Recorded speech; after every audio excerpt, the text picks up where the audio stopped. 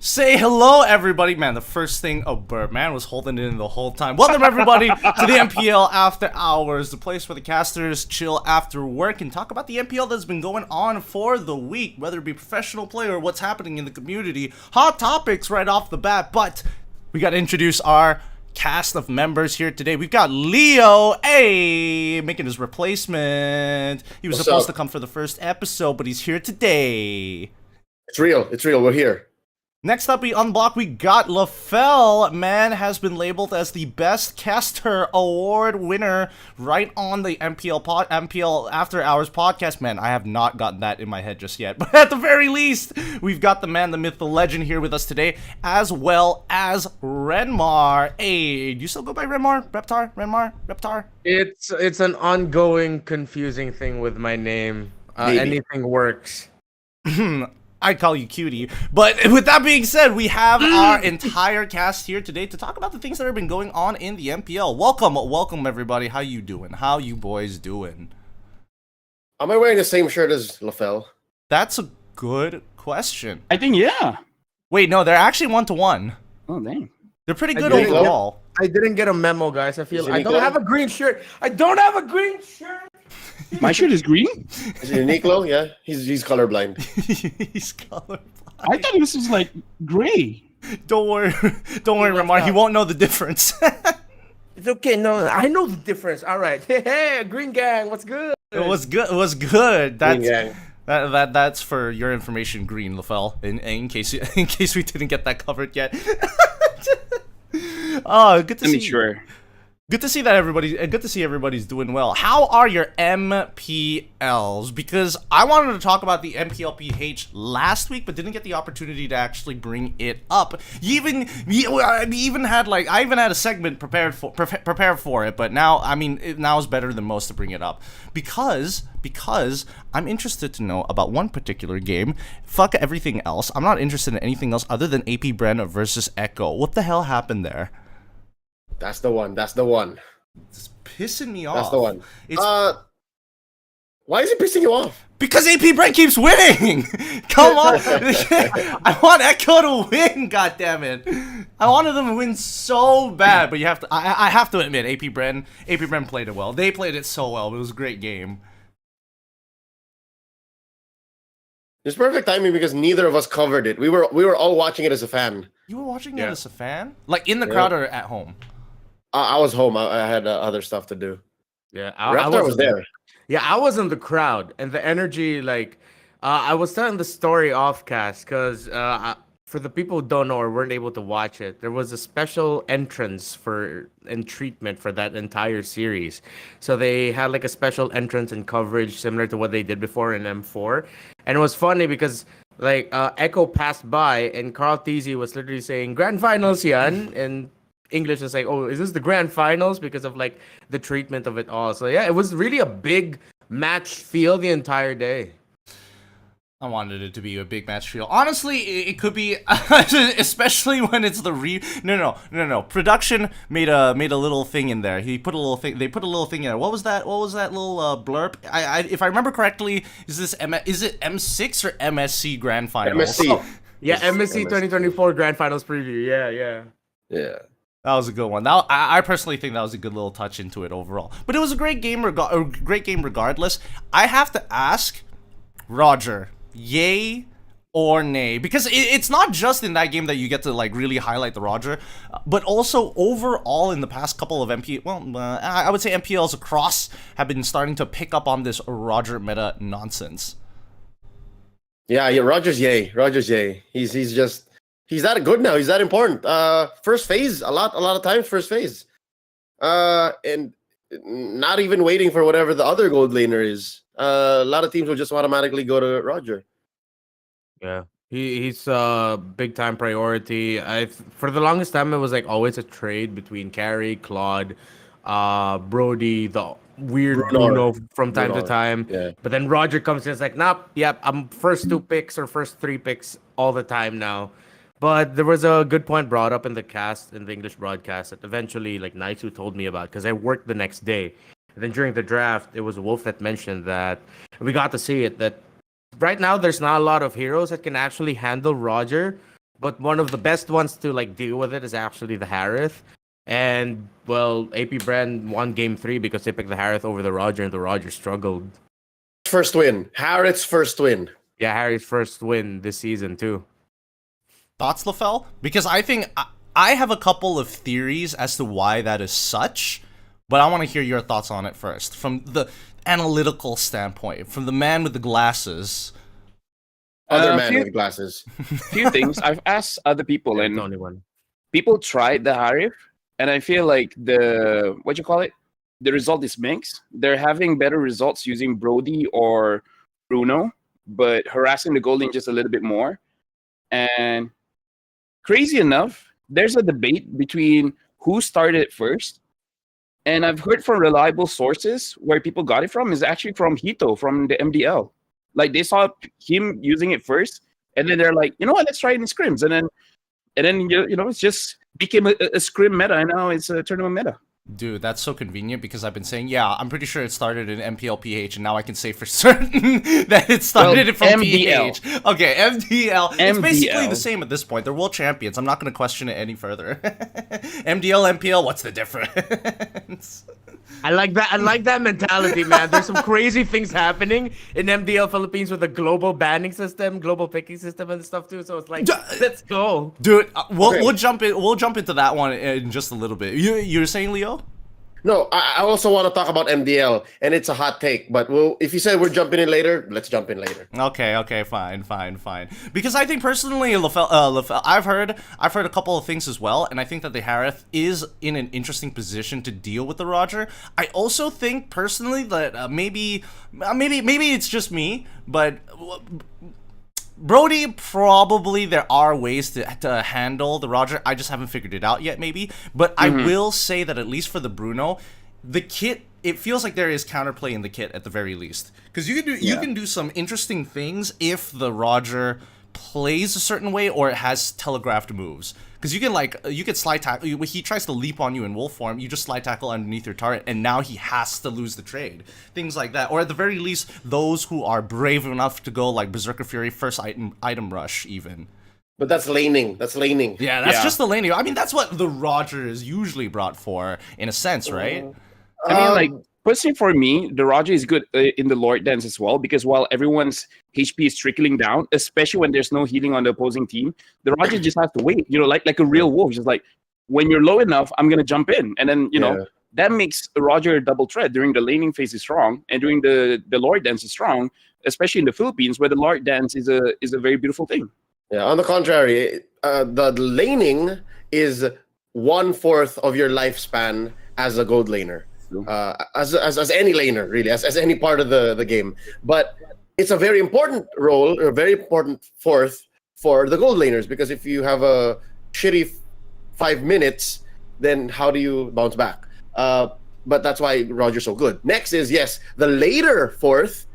He's very good as well because of, again, what LaFell said. So what about these two things, right? Maybe only second to Claude, Roger is the most mobile gold laner in the game. So you're able to cover so much. So this middle here, he also answers. So you're able to rotate, you're able to check in, and then you build him fighter, right? You put the brute force breastplate and you put the Thunderbelt. You have best of both worlds. You have the damage, and then you can survive bush checks. So I guess that's why Roger's super important now. I mean, first of all, generous that you say it's 1/4 of the game. I mean, the laning phase feels like 1/8 of the game in MPL PH. Your games are so goddamn long that it fucking doesn't even matter how bad you lose in lane. You'll be able to recover. These games go on long enough. If I learned anything from MPL MY, it's just exuberantly worse than MPL PH. Speaking of which, go ahead. Yeah. So you're talking about Roger builds, right? You're talking about like brute force breastplate, fighter overall. I think, especially when it comes down to like Harith, at least Thunderbelt as an adjustment rather than your first item Stardilium Scythe has been looking pretty decent. I don't know if I mean, some might say, oh, that's a very common Thunderbelt build on the Harith? Yeah, Thunderbelt first item item rush Harith.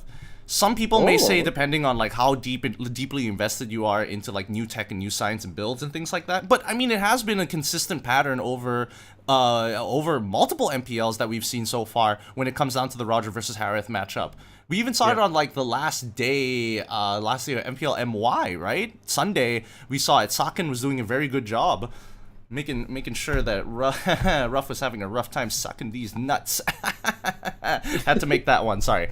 but you get the idea, right? Yeah, and especially with the whole item building thing, I think Roger is the most interesting study of it because all of the gold laners are just trying to understand how the hell are we gonna build this guy. There was one day where I literally saw Kusei pick him up with a marksman emblem set and then went for a hybrid build. Later on in the day, I see Zaida play the Roger like full aggro, even with great dragon spear. So literally with other members of the opposing team low and with GDS, the moment he goes into wolf form, dude is fast as fuck. Like there's no escape at all from that shit. And it's fun to see like all of these new ideas with a new hero that everyone's trying to grasp and like really understand, because everyone's really saying like he's OP. Not a lot of marksmen can handle him in the gold lane. And one thing I wanted to bring up is that the thing you mentioned about the whole Lycan pounds thing, true. But then I've heard other pros mention sometimes you forget that he can also go into human form, and that poke damage that he can deal after like first item build is so annoying. So that's a little thing overlooked also by Roger. So I'm really excited to see how Roger's going to grow or how teams will deal with it. And connects to that, again, the Harith build-up. Like, I never would have thought Thunderbelt Prio for Harith just to deal with the gold lane Roger. You mean outplayed, not Zaida? Outplayed, yes, thank you. Yeah, I double-checked. Like, have we thank you, seen thank you. Jungle Roger yet? Yeah, no. All right, outplayed on the gold Roger. There we go. Yeah. Honestly, I feel like I think I said it during cast as well. Roger is in a pretty good phase because whatever you're building, technically you're not wrong, but you're also not right. Because there is a different build for every kind of situation. You know, there's the crit build, there's like a fighter build, there's more offensive, defensive. The only thing that I've heard from many people is that people just don't like the Trinity build. Because even with the attack speed build, it's not that attack speedy, you know? Like, during your human form, you're pretty strong, but when you go into wolf form, it's not that strong. At least that's what I heard. Yeah. I think there is one wrong build. Okay, what? Magic on Roger. It's wrong so far. It's wrong Maybe Moonton now. changed it up. People It's make him wrong into a mage now. marksman fighter. Yeah, it's wrong now. Leo, It's wrong now. Leo, I want you to quickly re-explain that entire concept to me one more time, except I'm like your hot ex-girlfriend. Okay, ready? 3, 2, 1, go. I'm not supposed to be talking to you. I like that. You know what? High five for that one. High five for that one. Right there. Conversation over. Watch the I broadcast. love that. I love that. It seems you have outplayed me at my own game. It's a goddamn. I like to switch up on the animation, but okay. Damn, I was not. I should have gone. I literally put in my notes. I literally put on my notes. This is gonna sound very misogynistic of me. To recreate a reaction to re-explain something. But I'm your hot insert women's role here, and I went straight to ex-girlfriend.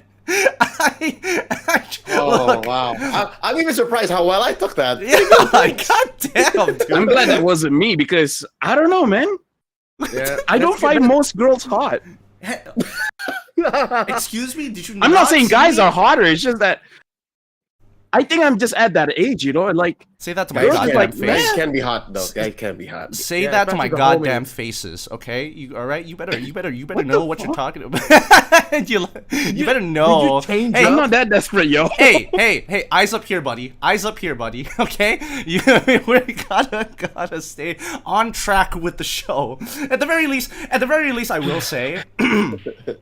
At the very least, I do agree that there is no correct Roger build, but at the same time, I feel that now we have like a dominant, like this might actually shake things up, and especially considering like last week we were talking about red side, blue side, and the biggest winners of the red side and blue side in terms of like stats and numbers. I don't know if it has changed so far, but last week we checked blue side in majority of major regions, still kicking ass, dude. Yep. Still kicking ass. I'm guessing even now it should still be the same for MPLPH, right? Yep. Yeah. Still. It is definitely the same for MPL Malaysia. The margin's not too much, but at the very least, we can say that it's starting to become a menace. It is starting to become a menace, and Red Side has already had enough. They're done with this abuse. It used to be worse though. Week in, week out, and again, MPLPH just ended its second odd numbered week. So it was so much worse. Like it used to be 61-39. Yeah. Now it's 56-44. So it's somehow correcting itself. I mean, that's Still bad though. Still pretty bad. It is still pretty bad, but I've mentioned this, that it's like it's very similar to like TCG card games, and whenever a new set comes out, like a new sets of cards and things like that, to shake up what the meta is, it's always the aggressive decks first, and then eventually it becomes more controlled in tempo. And I think we're seeing the same thing here, where it's like blue side first because it's the first pick and it's more aggressive. Correct. And then it starts to calm down where people start to figure it out. I think as a no, again, it's the same problem with chess, right? White side is so much stronger, just fundamentally. Again, if you're all equally skilled, if you're blue side, that first pick gambit is going to outplay anything you can come up with the second pick, and whatever that last repairing pick is. There's very few surprises. So yeah, this makes sense. Yeah, and I think one of the biggest reasons as to why the whole blue side red side thing is going on now is that there's just so many strong picks that you can get with 2 picks with like each slot that you're getting, as compared to the red side. The biggest strength of the red side for the longest time was always flexibility and the swerve. But then on the blue side, it's literally, we don't need to flex, we don't need to swerve. We'll just grab whoever's the strongest right now. And we get 2 of them each time. While the red side's always just like, all right, we're going to get this, and we're thinking chess. The other team is just like, we're getting everything. Yeah, the swerve is often not worth it. Like many teams in MPLPH specifically, they shoot themselves in the foot because of the swerve. And even if it looks like it makes sense, they're just not built for it. So it's yeah. Any thoughts on this, LaFell? Are you on board with this? Are you on board with the frivolous idea that red side is being held hostage at gunpoint while blue side is just having all the fun?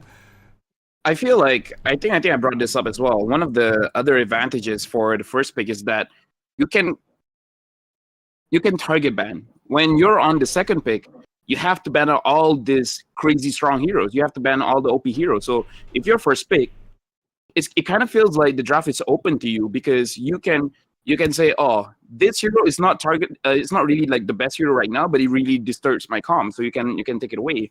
So in that kind of sense, the first pick is pretty strong, just because it feels like you get 3 bans while the opposing side has a maximum of 1 ban. Yeah, it's that feeling of like, I have to ban this, right? Not like it's part of the job now on this side to do it. Might I propose? It's like you can't let Matilda go. You can't let let Nolan go. Stuff like that. Exactly. I propose a new structure to this system. I would propose an even better system, some may say. No ban? The no ban system, that sounds like an all-star match right there, okay? When they come out with all of the Sparkle skins, right, and the competing, and then after next year, where they get the competing band Sparkle skins, the dimmer, that's what we're gonna name them. Sparkle and dimmer, and they have 2 sides, and then they can fill up like a full team, and they just have to battle it out. That's the all-star event. I'm predicting it 2025. That's what it's going to be. Might I propose the global ban system? Because I think that shit is fucking crazy. What the hell? Nice transition. Talk to me. How has it been looking like? Because I've had strong opinions on global ban systems. Very strong opinions, in a matter of fact. I personally believe that we shouldn't be doing a global ban system. And I think that having a fixed structure is helpful. Agreed. I think that's where I was gonna go. A lot of people are like super optimistic and their minds are blown. Like, oh my god, I can't believe Alucard is getting played because of the global ban system. I think it's a pipe dream. The global ban system is it's adding chocolate to your spaghetti. Like it's good. Oh, Why do you make it sound bad? Why do you make it sound bad? Yeah, I've had it before. Really, No, man? Come on. I'm not so sure. I'm not so sure how you feel about it, Gideon. But when I see the amazing effects or for the diversity of the metagame, wherein it's in action, right? Where MDL ID, MDL PH, and then people are saying, "Look at this lineup! I can't believe this works." I look at it and then I smile at it. I laugh at it because of how amazing and interesting it is. But I know that in my line of work, I can't use that information because it's not the most efficient lineup. If something were to break the metagame, it would come from somewhere else. It wouldn't be what the global ban system allows for. Because it's a filter. I think that's what it is. It's like an IG filter. Like you can't count it. It goes through something else. It's not the same system. Well, Renmar, honestly, I think that this one's going to be posed to you. This question is going to be posed to you. Do you relate to some of these players who might want to consider dropping their dream because they're playing in the MDL and this is the shit that they have to deal with? Because I don't know. I would hate myself if I'm like, I could be playing Matilda. Here I am on Atlas. Like I don't know how often I would feel about this. In terms of having it in the development league, well, it's still really young. The way I'm seeing it, it's okay because it's a development league. You develop new ideas. It becomes a playground and a really good place to develop new potential approaches. Maybe because with the global ban system, that's when you find like a diamond in the rough of a type of strategy. Again, Heat or thought up of Gold Lane Roger. So with that, if the idea of the global ban system is not just the development, but actually as a means to translate into the MPL levels, I'm not going to agree with it either. Because at the MPL highest peak level of competition, you don't want like a jack of all trades, master of cheese only. If everyone's doing the global banning, you're getting a team that's jack of all trades, everyone's a jack of all trades. Where in the the highest level of competition, you want the masters of something. You want the masters of this, the masters of that kind of strat, this kind of a play style. And even though, yes, as a viewer, I enjoy seeing the global banning, that kind of picking system, because all of these wild, crazy ideas, I miss the heroes that I know are at the best in the position, the best in the role, the best for this scenario. And the fact that to think about not being able to see that in the highest level of competition in MSC, in the M series, all that, I'd feel kind of robbed, honestly. Okay, LaFell, this brings you to be the, well, let's consider your vote as too, because you're the best goddamn talent in the goddamn world here. So, break the silence on this. What do you feel? Do the pros outweigh the cons here for global ban system overall? And especially, like, I mean, have you checked out the MDL PH? That shit's crazy sometimes. Not so much, but I've experienced myself. Myself is even worse. It's not even global ban. It's universal ban. If the opponent has used it, you can't use it. No. Oh yeah, trust me, that shit is way more intense. Oh, Wait, seriously? it And it's not for one series, it's the entire tournament. Yes. Huh? Game number 1, someone used Yuzong. The entire tournament, no one can use Yuzong. You mess it up for everybody. Exactly. It's hate drafting. Dude. Yeah, so I think I agree with you guys, so I cannot have the same take, so I have a different take.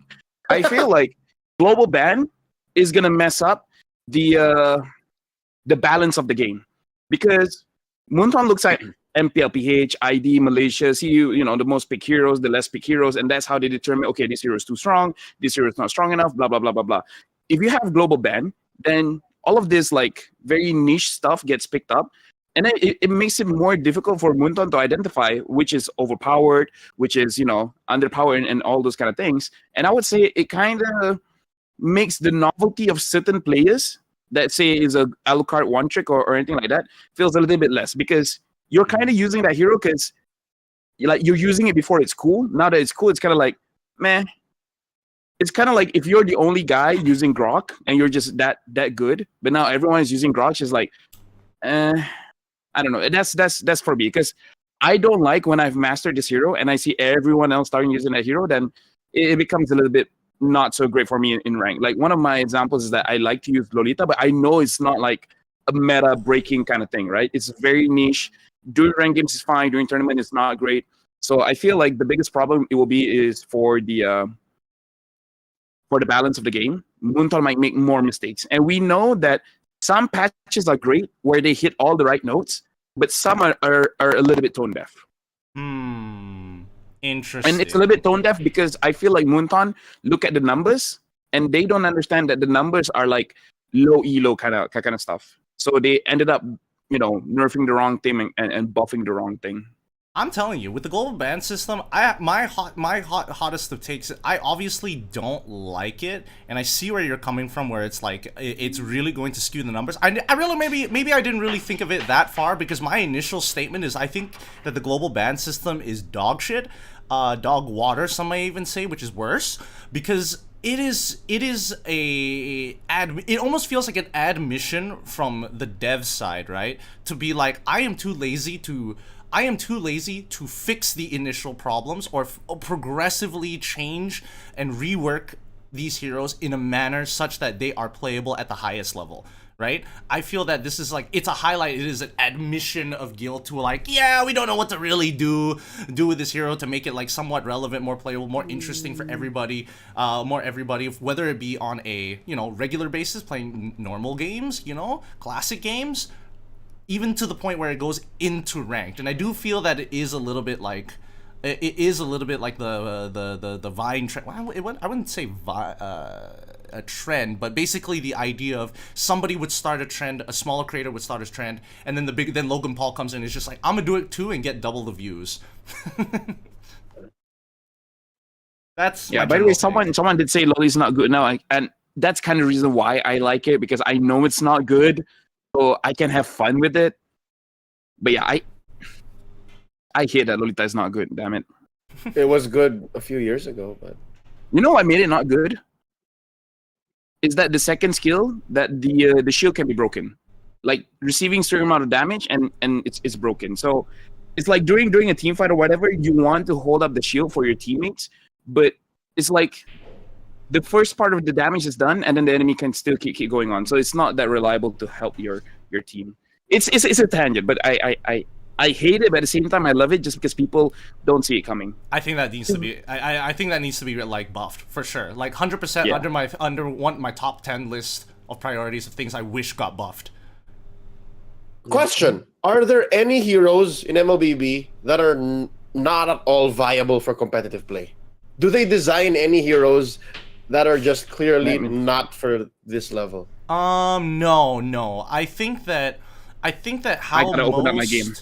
I think that most heroes, at the very least, the way that they scale that to be quote-unquote competitive in terms of difficulty would be the raw mechanics coming out of it. Because there's clearly heroes that are in every role that are way simpler to play compared to others. And I think that's where the skill ceiling to them is where it's kind of at. Like, where is the skill ceiling for certain heroes? And I think as of right now, the ratio to skill ceiling and profitability varies heavily amongst the roles. Like assassin style junglers, right? The best ones in the meta right now are benefiting the most for people who are highly skilled but also have the numbers to kind of back it up. Others, not necessarily the case. I'm gonna be a little bit of a hater here, and the moment you asked that question, I already thought of one. Okay, what? We've seen it before, but that was a different era. Sorry to my drivers out there. I don't see Johnson being good in this current metagame, man. In the current landscape of MLBB esports, I don't see Johnson working. Yeah. Okay, is Johnson worse than Cyclops? Oof.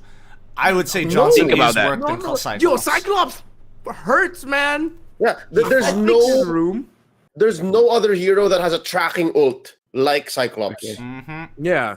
Let's see. So this just goes towards. I'm trying to chase this principle in my head, wherein all the heroes in MLBB have a role somewhere, somehow. You have to, again, if it came down to a choice of do we kill global ban system forever, or do we keep it and then it has to go into certain leagues? If you give me that choice, I would say just kill it forever, because eventually every single hero in MLBB will see play. Right? We've seen Layla come out about a half a dozen times in high-level competitive play in the past quarter. So that means even the tutorial hero sees play. Yeah. Right? So, again, if you're going to be creative, teams are going to get creative. You don't have to force it out by this artificial system. Not hating whoever set it up in the development leagues or whoever eventually does use it. It's just, it's not the best kind of way to test, again, competitive metal. It's not the best way to develop amateurs into pros. There's a lot of, I don't know. I don't know who to talk to about that. I can talk to Munton about that. I mean, it's not up to us. Again, yeah. I can make it up to Everyone us. except Alucard. All the heroes in MLBB is worth playing except Alucard. I mean, I don't know. I've been stumped by Alucard on rank, man. I kind of feel like even That's a Alucard you can work. problem. That's a you problem. Skill I mean, issue? like Yin is the only hero that MPLP has not ever used. Well, And it's viable. Chip too. But Chip Chip is is Banned. Chip gets banned. yeah, he got banned once or like twice, and Twice. then no one has played him yet in PH. I feel like give me 2 or 3 weeks with a team, we can figure something out to make Alucard work. That All I right. don't doubt. AP Bren, step don't up to wanna- the plate. I don't want to waste 2 or 3 weeks of your time, LaFell. Like, I would not wish that on my worst opponents, man. Like, I would not wish that to my arch rivals. No, it's just... Fuck, maybe I should have got Yomi on this. Maybe you can get his collegiate team to try something out, go whip something out for you. You get the best of both worlds, LaFell. You get the time, and people dedicated the time to experiment this, and they're Filipino. All right. I feel like it's definitely a YouTube content kind of thing. Yeah. Yeah, LaFell, Shigure. All right, everybody get in line. Who wants to try to make Alucard work? Get on my list. Get on my list. I'm glad you mentioned Shigure, man. Yo, Shigure, I like the comment. I like the belief in the idea. Alucard with the right draft and on the right hand will stop everyone. That's what every Alucard main says, man. Yeah, dude, that's all 6 of Every them. Alucard main. That's all 6 I mean, of them. people make Zilong work. Great comment, though. People Well- make Argus work. Yeah, because Argus's ult mechanic is so unique. Like, how many other heroes says don't hit him? So it messes with people. And then who's the other Valoric one? makes it people don't hit me. And it's a Zilong. passive. Zilong.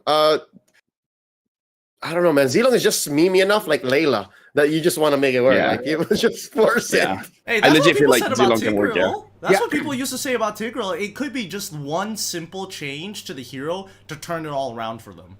Yeah, make Zilong's all immune to damage. Make his basic Okay, maybe attacks that's a bit have much. AoE That's what after too the much, third dude. hit.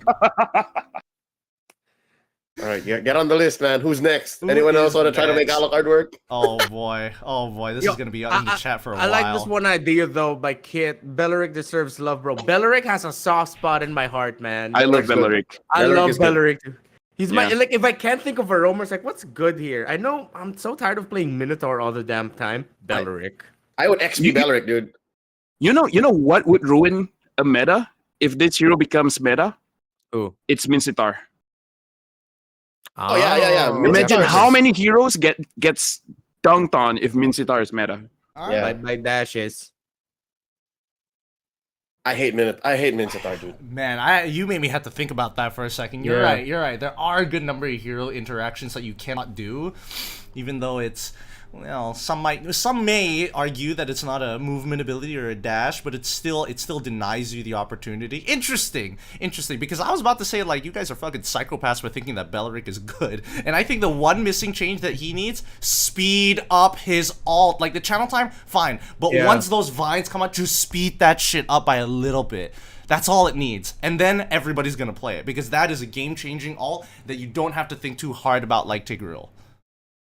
But give Belleric Valentina's dash. And it'll be good.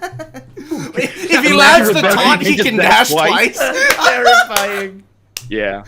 Dude, wait, that actually would be so sick. He like turns into he Right? taunts the person, then if he gets the free auto, he gets the dash twice, and then he turns into vines that like kind of sweep through people. I just thought of a suggestion for Belleric's ult, a change.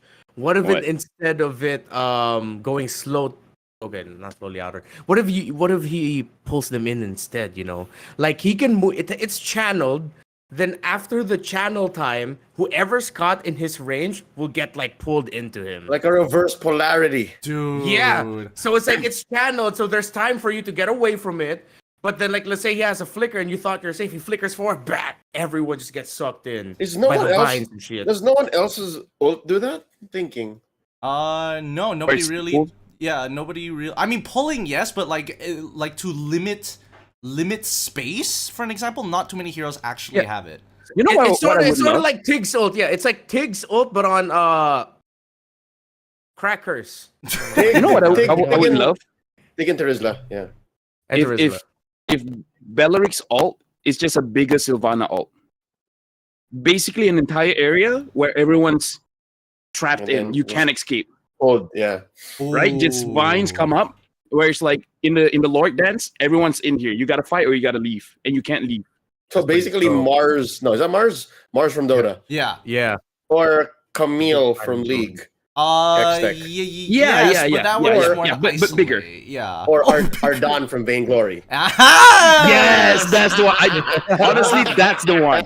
That's the one. That's the one. Arden, yes. I'm more on board with Renmar's idea. I like the idea of like vines slowly pulling you closer. I think that's a cool concept, especially when it's like when it gets real close. There's got to be like some condition to kind of like break it, whether it's like killing. You know what? What You if know you what? have a tongue? Make a new hero, right? Not make a new hero. Use this. Use Leo. We'll get him in a mocap. He'll do the exact same actions all over again for his idle animation. Renmar was doing it. Both of y'all. We'll meld it in together, right? Two different versions, and they split each frame, and it's gonna be Belleric's brother. That's the new champ. That's the new hero, man. That's the new legend. It's just Rick. Yeah. Welcome to a new hero spotlight with our new hero, Rick. You know what? I think I'm afraid of that day wherein we get all of the cool names, and then we just end up with a hero with a normal ass name. Jeff. Can I just say, that's my biggest problem with Dune, man. Why is your god messiah Paul? Oh yeah. And his mom Jessica. Jessica. and his swordsmanship mentor Duncan Idaho. That doesn't get old. Honestly, that really doesn't get old. Oh, dude, the Dune memes kill me. The Dune memes kill me every single time. But speaking of entertaining and speaking about shaking things up and making things interesting, a lot has happened in these past couple of hours. Some may even say days. But for the majority of it, we just want to get into something a little bit serious. Renmar, we're gonna start with you. How'd you achieve being 6'4"? So right before, during the little break that we had leading up to the season, I had a little bit of a surgery paid for by MPL Philippines. They got parts of Naisu's bones in specifically just his left thigh, and then used it to make me 6'4". Man, that sounds a like lot of parts from a tie. That's too many. Naisu's a whole lot of man. He doesn't miss it. Nisu still doesn't miss it till this day. He doesn't even know that it's been missing. That's crazy because that's an operation that sounds like it took a lot of money and it hurt when all you had to do is buy, with the help of our sponsor today here, that's totally not made up and it's totally real, and hopefully everybody decides to think that it's real so we do get some actual sponsors. The PH box! Ever heard of a box with the extendable up to 6 feet, allowing you to adjust your height to however much you want it, to talk to maybe a loved one or maybe your 6-foot friend? Don't you mean the company name is Pox? You're right. As in PHOX? I'm so sorry. I did not mean to mess up our sponsor for today. Dude, come on. It's the Pox. Sounds like a disease, by the way. Look, it's more than a disease. It cures your disease of being shorter and looked down upon by the rest of the world. I am a short king, damn it. Not But you're anymore. still a king. Still a king nonetheless. Yeah, still king, nonetheless. Oh, I just want to share with the viewers out there. Let it be known that at MPL Philippines Season 13, Renmar Santa Cruz, is the first Filipino talent to break one of those height boxes that we have to use to make sure that we're not so short.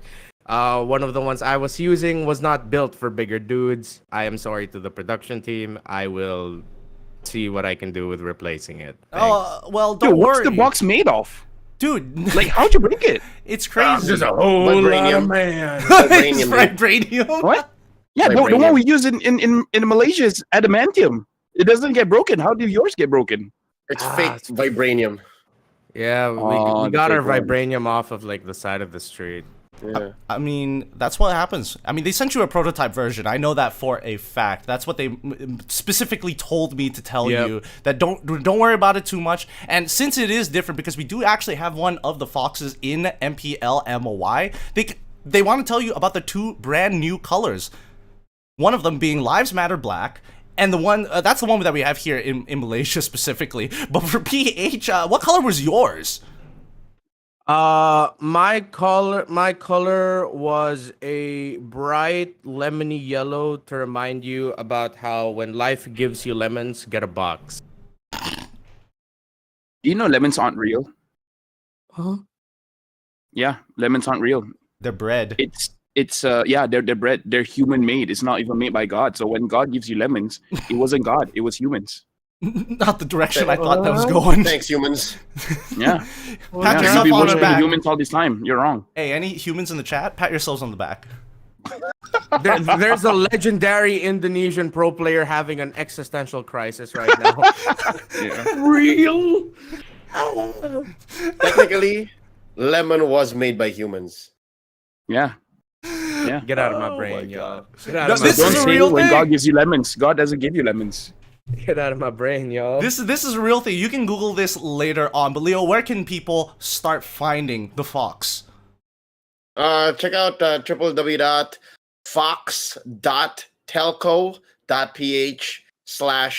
www.fox.telco.ph/x3. You might have to use a Tor browser because they cracked down on the vibranium that we were using. So Yeah.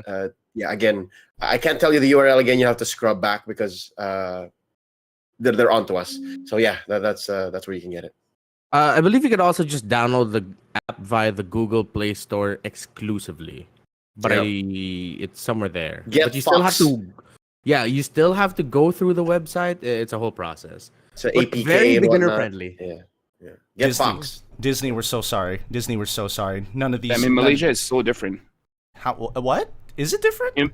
Yeah, because you can't in Malaysia. You don't get into website.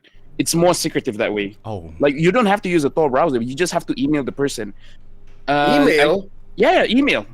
So you email this person that you want it, and then they'll send it to you. You just have to email at mercoitsass@gmail.com, and then you'll get it. Sorry, I think that's Merkel eats ass at helpme. Oh, yeah, sorry. eatass.com. Different. Yeah, sorry. Yeah.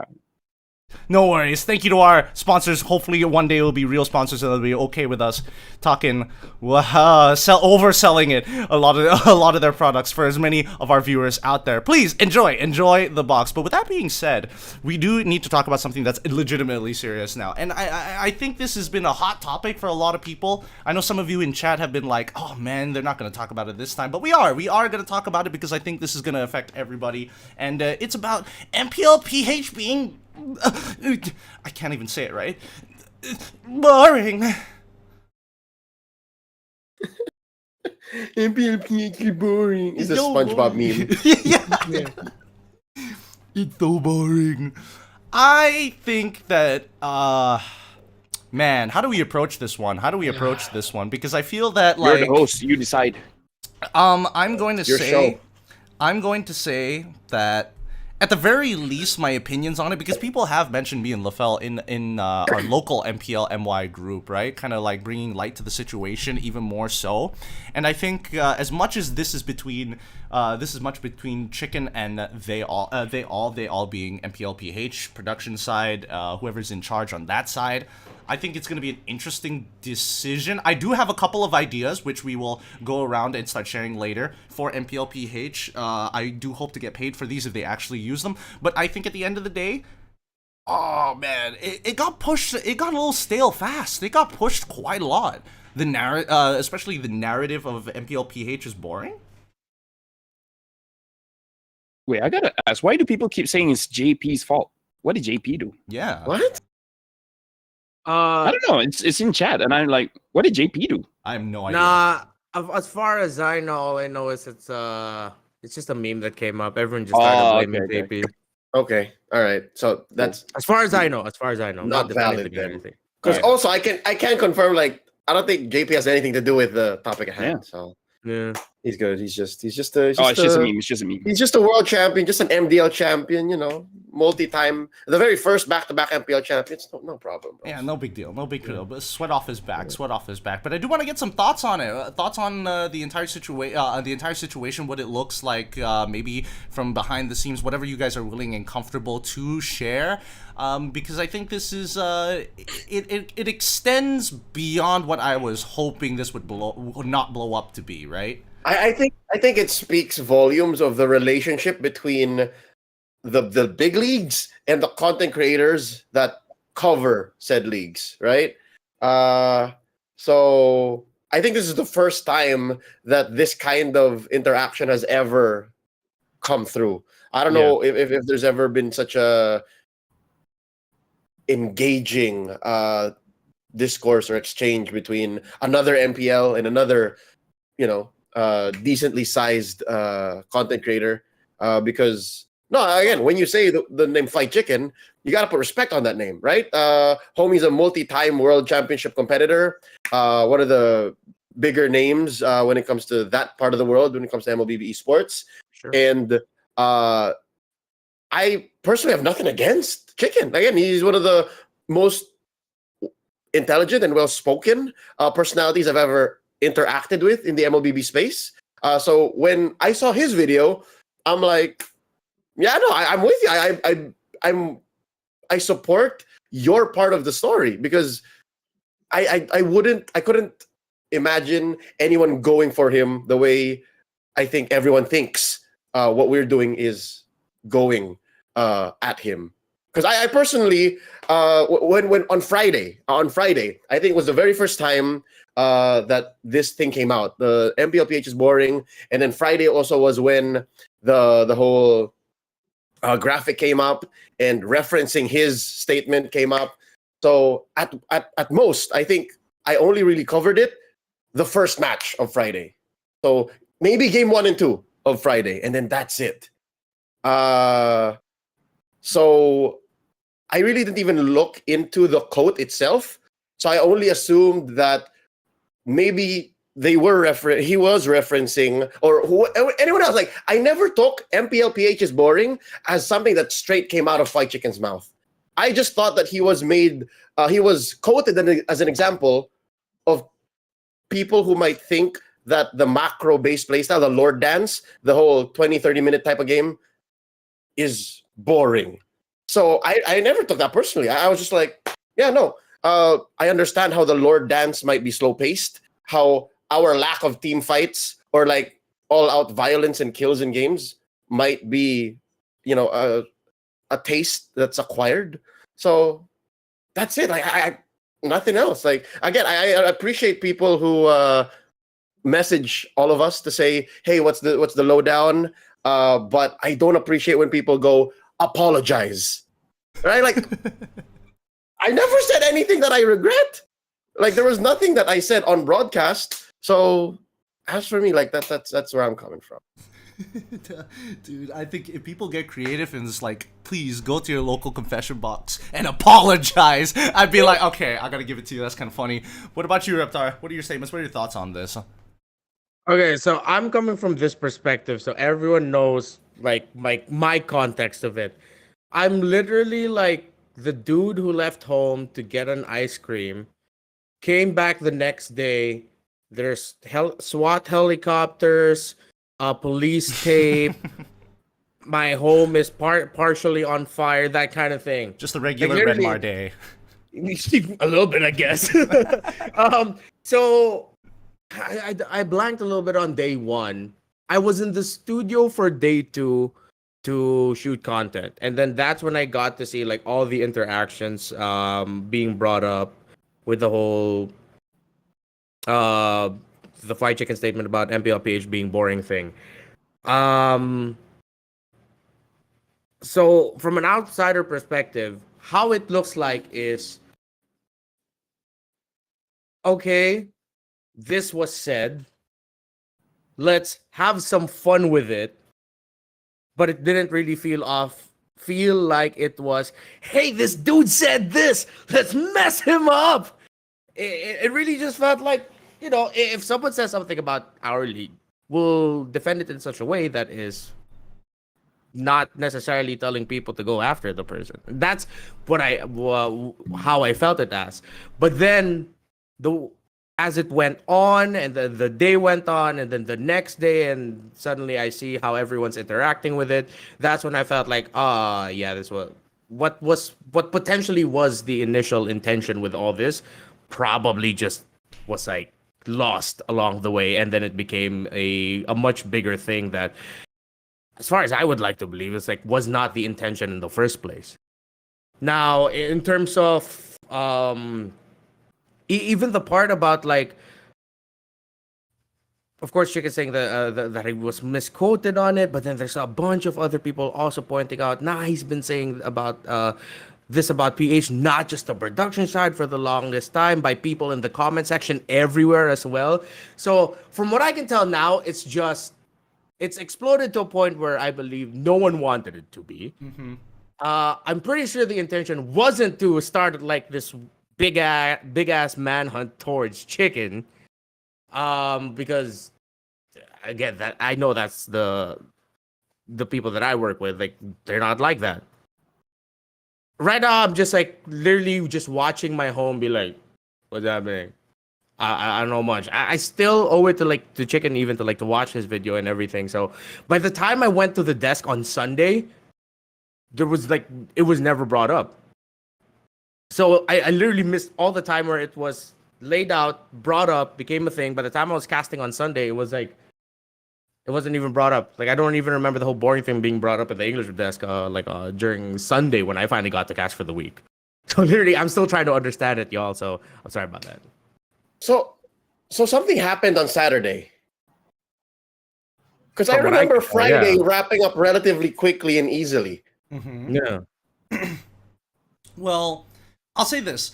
I think for those who have watched the response video from Fried Chicken, because even for me, the first time I heard about this, I saw it opened up on the MPL PH broadcast, because, when you have free time, you check out some of the other regions, see what's going on, and hopefully I would have been able to catch the AP Bren versus Echo match, but I watched it after, and I still felt sad. I do think that there were a couple of weird moments, especially based on the clips that were taken from the broadcast in Fried Chicken's statement piece, right? His little own PSA, right? And I think definitely, to me, it felt overplayed, and then it got really weird when they decided to drop the name on the following day.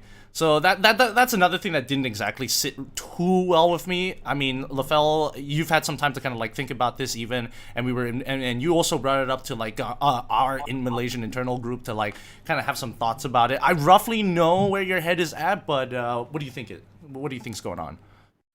Honestly, when it comes to my personal opinion on this whole matter, I have a lot for both sides, because we, the talents, are all friends in ID and PH and everything like that. So I'm more biased towards the PH talents, but I have to look at this thing objectively, So I'm very not biased with this. I've checked Chicken's video and everything. I'm gonna take the stance as if I'm working as part of Muntan, as part of the PR team, right? There's a few problems here where I feel like the quote was taken out of context, right? At least for the situation that he was talking about it on. And I feel like that's a problem, not just it's a global problem. No matter which part of the world you go to, people misquote things, people like to jump the gun without really making any research behind it. And with that being said, I watched the comments, and some people say way before this whole situation, Chicken has been roasting MPLPH about the meta, about the gameplay and everything like that. And that might be true, but the clip that it's referenced is about him saying that the production is stale and everything like that. So I kind of feel like it's a little bit what do you call it? Like mismatch when Chicken is talking about something, but then the thing that he's being roasted on is something different, right? But as part of PR, I would say personally for me, I have two different ideas. This is how you should apologize, and this is how you should not apologize. Because talking about the meta right now, where say we're a big company, I would even say there's a big part to say not to apologize, because apologizing means admitting to fault, and sometimes apologizing can make it worse, where you give the power to the other party. So I feel like a different, I don't know. I feel like something more elegant could have been done, but it's unfortunate because as casters, we all understand the rule of three, to make sure that we don't overuse things, to make sure things doesn't get overboard and everything like that. And I think like the main problem is just that it got overboard. Like it was funny the first few times, but then it's like, okay, maybe this is a bit much. Interesting. I agree with you on the apology part. It can definitely I don't know. Before I start whipping out some of these ideas, Leo, this is for Leo and Remar.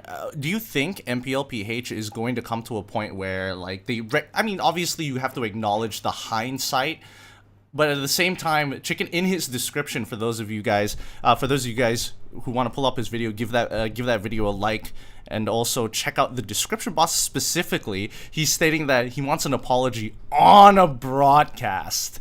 So I don't know how far this is actually going to go. You know, this is the part of me that likes a little this is my slop, this is my delicious content slop that I drink off of to live and have some kind of interesting thing going on in my life other than just work. But do you think it's going to come to that point? Do you think the actual apology is going to come through, or do you think a more elegant solution is going to be found?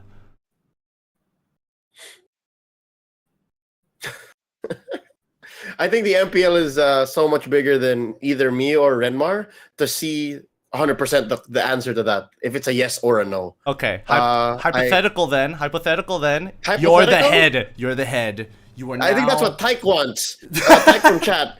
I would warn against that, because if I became head of prod, it would basically be a pro wrestling show with MLBB. Yeah. That's what would happen. Yeah.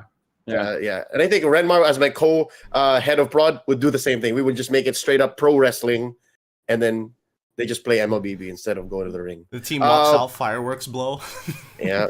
Cut promos on each other. But no, honestly, either way, if there's an elegant way to fix it, then so be it. But if there was a creative way of acknowledging the clapback or the full video response, I don't know if you can call that an apology, because again, I agree, an apology is I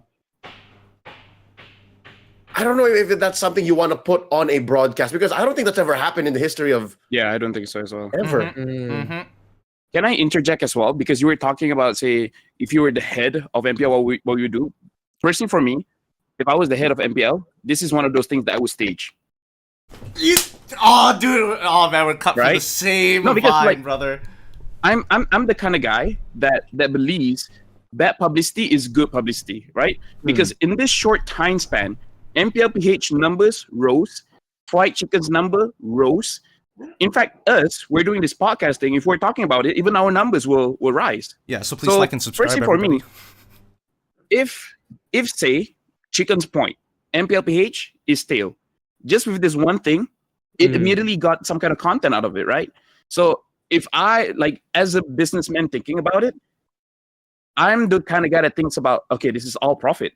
No matter who is butthurt about it or anything like that, this could be just the persona we put on cameras. Like, oh, you know, it's like, oh, I don't like this. Oh, this is not bad. This is bad. Like, boo, boo, boo, hoo, hoo. I hate it. But behind the scenes, like, yo, we should do more of this, right? Yeah, like, there it is.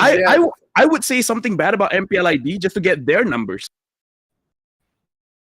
Yeah, like I get that. I get that perspective. We're in, like, to first answer Gideon's question. It's what's the word that you used? Hindsight. No. In terms of, like, hypothetically. not in terms of dealing with this, like a more graceful way of, like, dealing with it. An elegant way of dealing with this, because I think now, obviously, I'm not doubting, like, what Chicken feels about this and all that. So hopefully, whatever's happening behind the scenes, and again, this is, like, above our pay grade. hopefully what's happening behind the scenes that there's now a line of communication between Chicken and the parties involved in the MPLPH side. And as far as I know, there may have already been, I think, no, I don't want to speak for anyone in that scenario. I don't want to assume, but hopefully that is what's happening. And in terms of that, hopefully, like, on the PH side and Chicken can work together. That is the best outcome, like, for all parties. Chicken, at the end of the day, will be happy and would feel like, all right, thank you for hearing me out. I had a really valid concern. Y'all, it felt like y'all were dragging my name in the mud here, even though it felt like I didn't deserve it. And then PH was like, sorry about that. But again, all of this behind the scenes, let's see what we can make out of this and handle it in such a way where everyone's happy. Because there's a beautiful quote that Manjin shared this to me. It's from a wrestling podcast he watched, and it links up with what Leo and then LaFell said, wherein as public personalities, hate, negativity, or what the wrestling fans would call heat isn't part of the business. It is the business. So if there's an opportunity to turn heat into something genuinely where parties are working together to say, hey, sucks this happened, but what can we do so that we benefit from this? Our community will enjoy from it. You're happy, you're satisfied, we're happy, we're satisfied. And again, you're asking us for hypotheticals. That's my hypothetical scenario that I want. Teamwork, cooperation, so that at the end of the day, everyone's happy. It sounds a little bit kumbaya, but like when you really think about it, when you're in the business of being public figures, entertainment, there is a way to make it in such that it's handled gracefully. And hopefully that's what's happening behind the scenes. It sounds like kumbaya, but if it does happen, it looked completely the opposite. It looked like we're both leaning hard into it. And yeah. So that's Yeah, except this time, like, all parties are now like, all right, we're working on this together to like trying to see if something happens. Yeah. Hypothetically, invite Chicken to come to MPLPH and be the guy that roasts everything. Right? Right? Come on now, Chicken. You called that world champion? I could do that in my sleep, you know? Dude, I swear. Like, that could be a future collaboration. Yeah. With Where was personality. AP Bren when I dropped Blacklist International into the lower bracket? Where? Yeah. Right? Where was AP Bren when we were in Jakarta kicking Falcon? You know what I mean?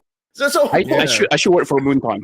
Dude, let me be the PR guy. I swear, these what we call in the biz the bits. I was thinking about it all night, dude. I was thinking about all night, and I think rent-free idea, and hopefully I get paid for this idea someday, or even LaFell's idea. I hope we get paid for it if they ever take it, because they're so good, $1 million ideas. So, cut, wide, establisher shot, drone shot over the MPLPH, zoom down, straight into the cast rooms, and it's just like, man, Foot Chicken thinks we're boring. Cuts to another caster. Boring? Anime turns away. Close zoom in. It's time to call in the force. The Filipino Special Forces, as they fly over to America, they get him on call, and it's just like, we got him, boys.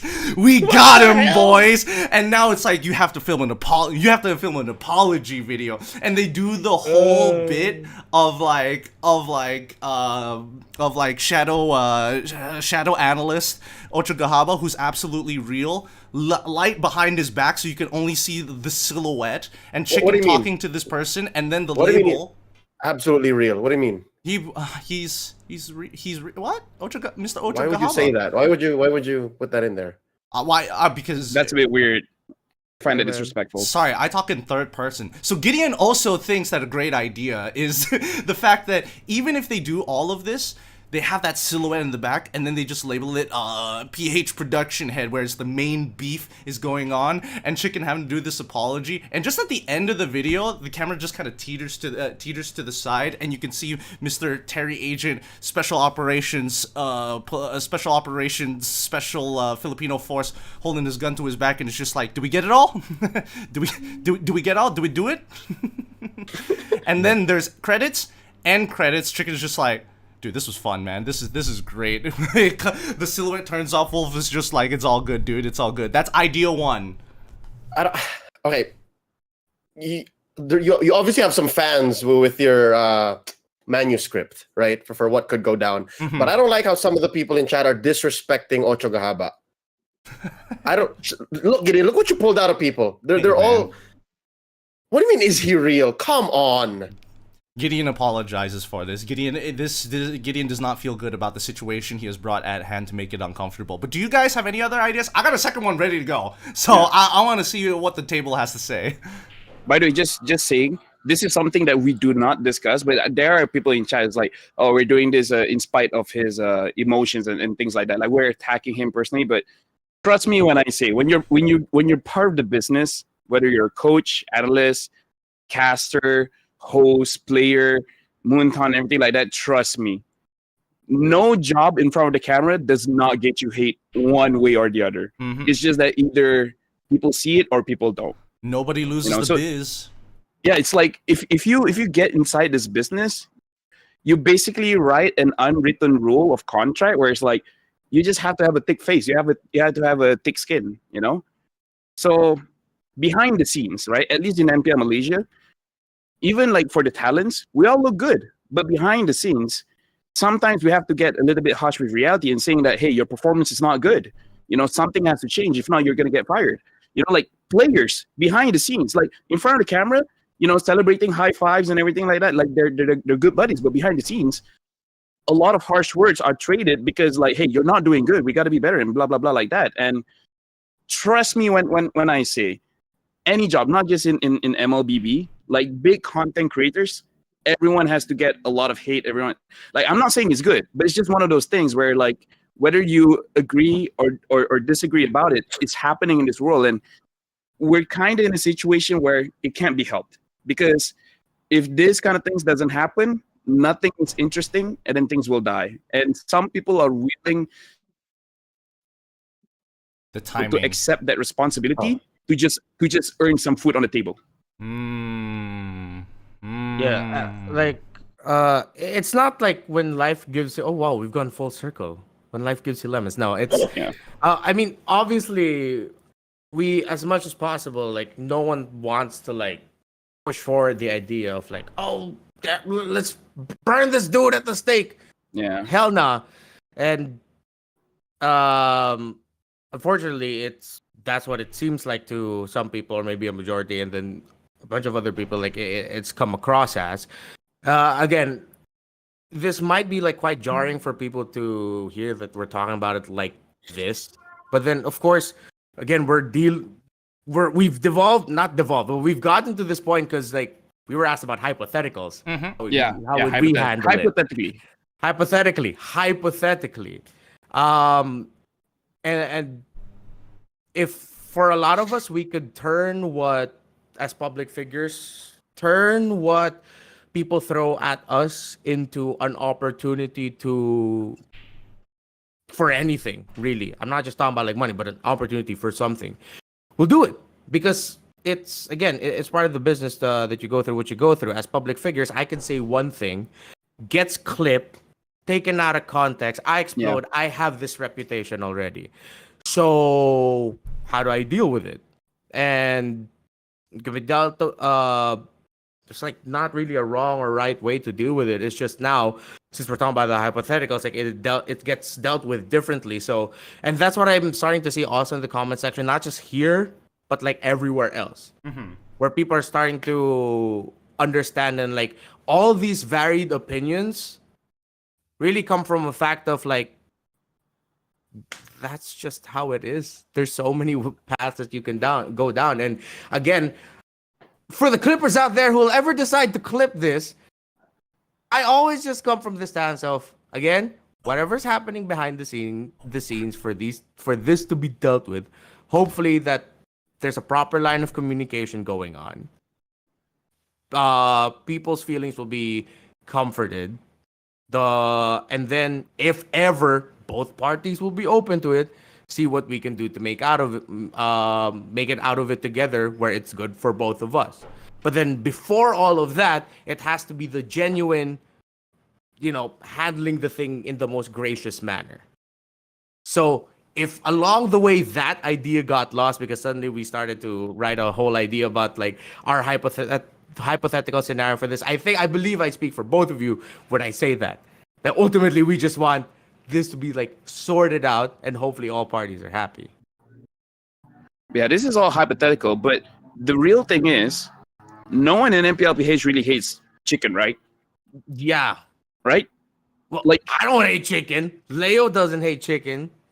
Right? So it's kind of like people might assume certain things, but in reality, it's like the most is like unbothered by it. It's like, yeah, it just happened. But it's like, we don't hate him as a person. I mean, like even me and Gideon, it's like, oh yeah, chicken's cool.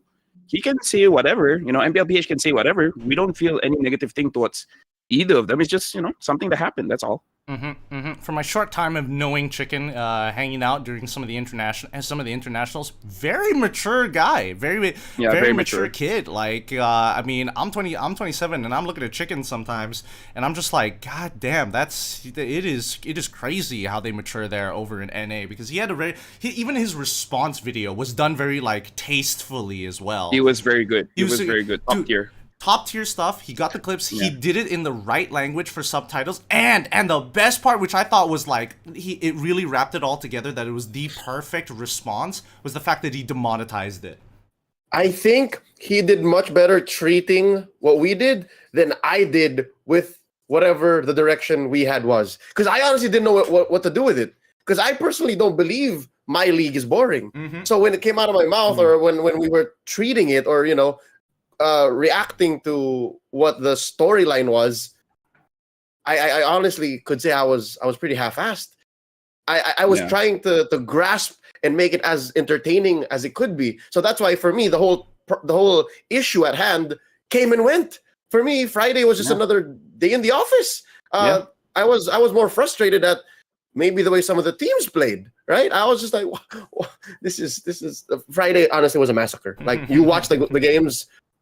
We went home very early. So that's what bothers me more. Now, if anything, I was hoping that there would be some part of this discussion that pivots to over the truth at hand, that all of the other content creators are bringing up, that MPLPH now is so predictable. I don't want to use the B word anymore. It seems to trigger a lot of people. I'm talking about predictable. It's so clear who's on top and who's on the bottom compared to maybe all the other leagues currently running. So I think that's a problem I would rather waste my energy on rather than this other thing. I think that's fair. I think it's a fair assessment. That I can confirm. That I will say 100% is true, because I see it. I think that to a certain degree, I mean, Chicken's first initial reaction to it was like he found it hilarious. I found it hilarious, I definitely think that it could have been done a lot more gracefully, of course, but there's not a lot of time to prepare for these things, right? I think that, like, if anything, how I would handle the situation if I was put in there, and this is my biggest gripe with MPLPH is you guys win too much. You guys win too much, so you don't have to deal with trying to be entertaining and have entertaining games and still be entertaining on top of that all. You're not like MPL Malaysia. We have shit games a majority of the time sometimes, and then when they finally get good at the last 2 weeks, it's like, where was this 6 weeks ago? I think the way to handle it is to be almost to a certain degree self-deprecating, right? Yeah, I mean, you guys know how I am. I take things too far to make sure that you clearly know that this is a joke, right? In a sense. LaFell's calling over his cat, I think. I really hope that's not his wife. What? I really what kind of cat says yes to...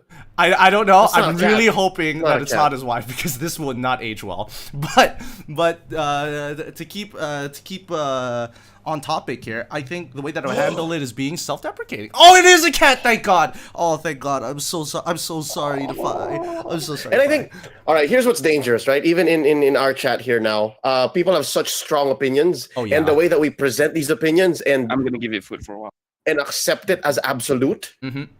That's a problem. When you say, no, see what you're saying now? That is what should 100% be true. You know, like living and dying on a certain hill is dangerous. It's a bailout. Honestly, it's a free bailout. Like, if you didn't think of this beforehand, then it's like, you might not necessarily agree with my methods, or at the very least, if you want to piggyback off of what I am saying here. But I mean, you gotta be able to think for yourself ahead of time, and also like fact checking for both parties, right? Fact checking from the side of like a viewer, and even sometimes some may even say from production side, to kind of give like context to the situation and how we're gonna angle it to make it go well. Yeah. comment section is dangerous. Super dangerous. Comment section is going to really question your own principles. So if you listen to a random person in the comments without the proper guidance and like talking it through and figuring it out, what happened wrong, where it went wrong, it's so easy to just like, yeah, no, yeah, you know what I mean? Like, you're so easy to bend if that's the case. Yeah. You know what I will say? What I will say is that Mara specifically, I know you guys are bringing it up in the comment section, I have so much respect for her. And here's why. I have respect for her because I know we've worked enough at the internationals that you kind of know what her working methods are, right?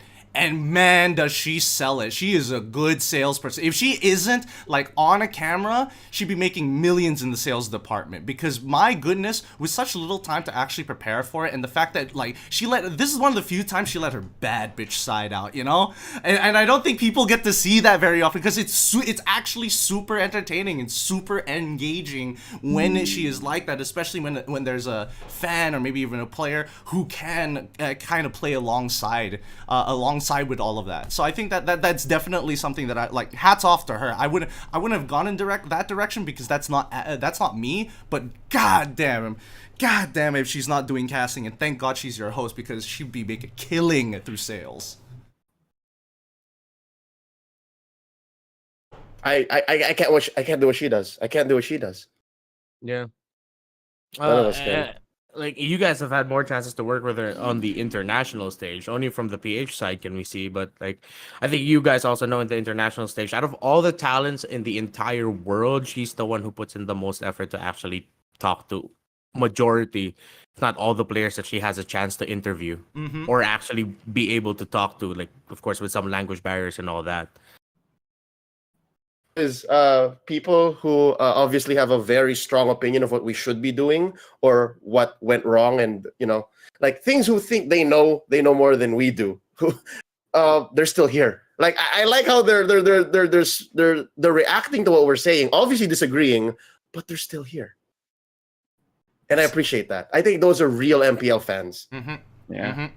Or at least real Gideon fans. Yeah. Maybe even real Leo fans. Because they're here. They're here to, despite disagreeing with what I'm saying, with what Reptar is saying, what any of us are saying, they're still here. Yeah. And with that being said, just make sure you like and subscribe to all of our channels on YouTube, Instagram, and all our socials, because we really need the help, and that'd be very nice of us. And we're not paywalling you. We're just going to have a different discussion on a different platform. But yeah, no, I agree with you. It's definitely something that is to be monitored on. And I think for like final words on the situation, for me at the very least, I definitely think that there's a lot of things going on at play. And for y'all fans who are still like, whether on whatever side of the fence that you are, you have to understand that the production is that talents are not the same as production. It's not the same as script writers. It's not the same as content creators. We're all different sides, and ideally we would like to have the perfect world where our schedules line up and we can be like doing this full time and making all the fun content that we possibly can. And at the same time, I think that for the people involved doing their jobs, don't send them hate. We're not here to talk about or really incite hate. We're trying to have a discussion about it like adults, and I think that's something that as a community we continue to mature, and we recognize that. It's crazy because even now when I think about it, how old I am comparatively, like if it was not MLBB and it was like other esports titles, I followed like League of Legends for a very long time. One of my favorite pro players is like 30 years old. He's 30 years old. Times are moving quickly, and eventually me as a viewer, I'm like, dang, I'm reaching 30 as well. So even if you may not understand it now, I think with time, our audience is going to mature to really be able to kind of see through it all and understand what the biz is all about. And you guys can continue to be loyal, and I do appreciate that. But at the end of the day, it's a show. We want to make it interesting as much as we can, and sometimes it will have our flops, but we make the best of the situation. We don't want people legitimately getting hurt. If anything, it'd be for fun. So I'm very curious, personally for me, to see how like MPL PH is going to kind of handle the situation, where they're even going to handle what's the next move, what's the next response even. I know what you said was a heartfelt thing, but you kind of lost me when you like said a game. I don't know what game was that. Bryant Games. That, it's a bakery. I'm just trying to figure out what game was that. Bryant Games. It's from the bakery down the street. They're friends now. We're friends now. We're cool. it's in the news. We're friends now. Like they I pulled mean, back. I don't love know. playing Jamorant. We literally call it Jamorant on broadcast. By the way. Yeah. That's so good. That's so Okay, now I'm good. totally lost. I have no idea what you guys are talking about. No worries, no worries. Do you boys have any final things to say about the topic before we close this particular topic so we can bring up the more fun stuff? Good. That's what I follow our wanted to hear. socials. Follow our socials. Yeah. All I'm gonna say is I'm just a dude. Just what I say isn't like gospel truth. I'm just a guy here. Yeah, he's just one of the bystanders. He's just one of the bystanders, man. Again, I come home eating my ice cream. It's like, what's going on? Why is I the still SWAT don't team fully still here and understand my it. house still on fire? Yeah, I just want like the best outcome for everyone. That's it. There's a lot of ice cream I can't eat anymore because of boycotts and stuff. Oh, The you're only keeping thing up with I that. can't eat is pineapple. Anything else is Yeah.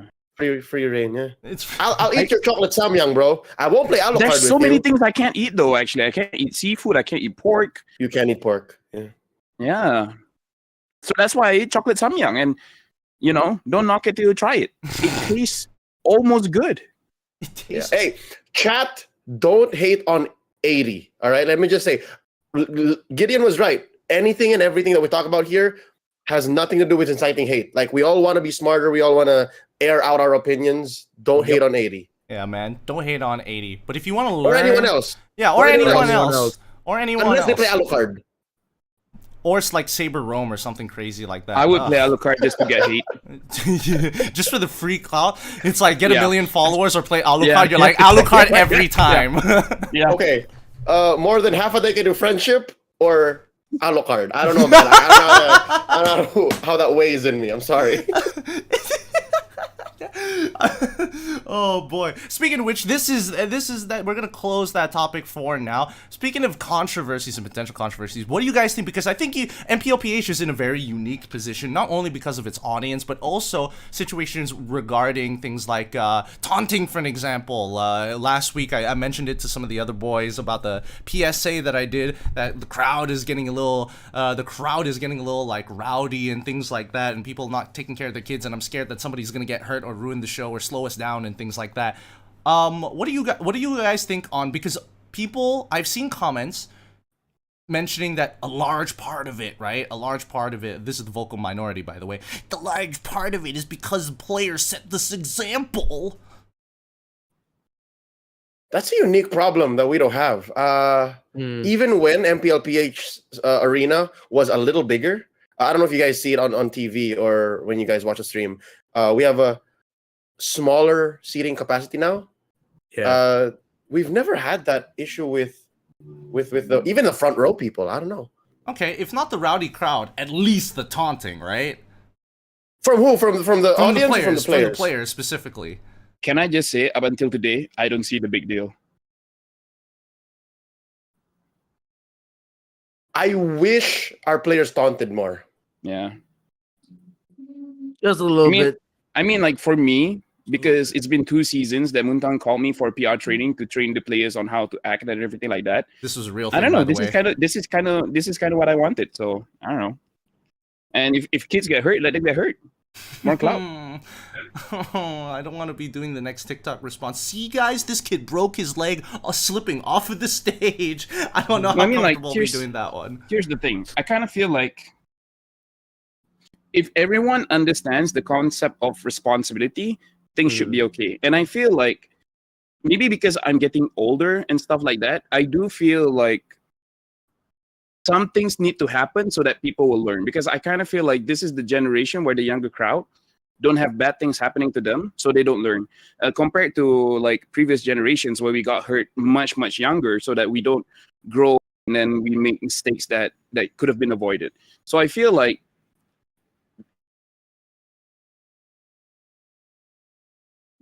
that this is a business, and in the business there's the competitive aspect and then there's the entertainment aspect, and there are things that you can control and things you cannot control. The things that I can control is that I try to unlock the potential of the players, at least for MPL Malaysia, on how to be more entertaining. And the easiest way to do that is just to let them know you can be yourself. But saying you can be yourself doesn't mean anything because they don't know where the line is. So I teach every player, okay, you have an option. Do you want to be the good guy or do you want to be the bad guy? Whichever answer you give, I give you some pointers on how to achieve this message and what are the limits. Like if you're a good guy, certain things you say can make you look like you're privileged, like you're too good for everyone else. And if you're the bad guy, you can look like the asshole. So where's the limit? Where's the line? And then when it comes to the audience reaction, it is the responsibility of the committee manager as well as the organizers. And all of this has been handled behind the scenes where we're in ongoing discussion. It's like, okay, the crowd, they want to be as loud as possible. They want to bring in drums and everything like that. And when you do that, you will get complaints. So then a discussion is being made. It's like, okay, how do we still be loud but respectful? And it's an ongoing thing. It's about maturing. So I feel like whatever happened previous week, like, oh, people are being rowdy. In just 1 week, there's no problem like that anymore. It's completely solved just by saying, hey, don't do that. And then people are like, oh.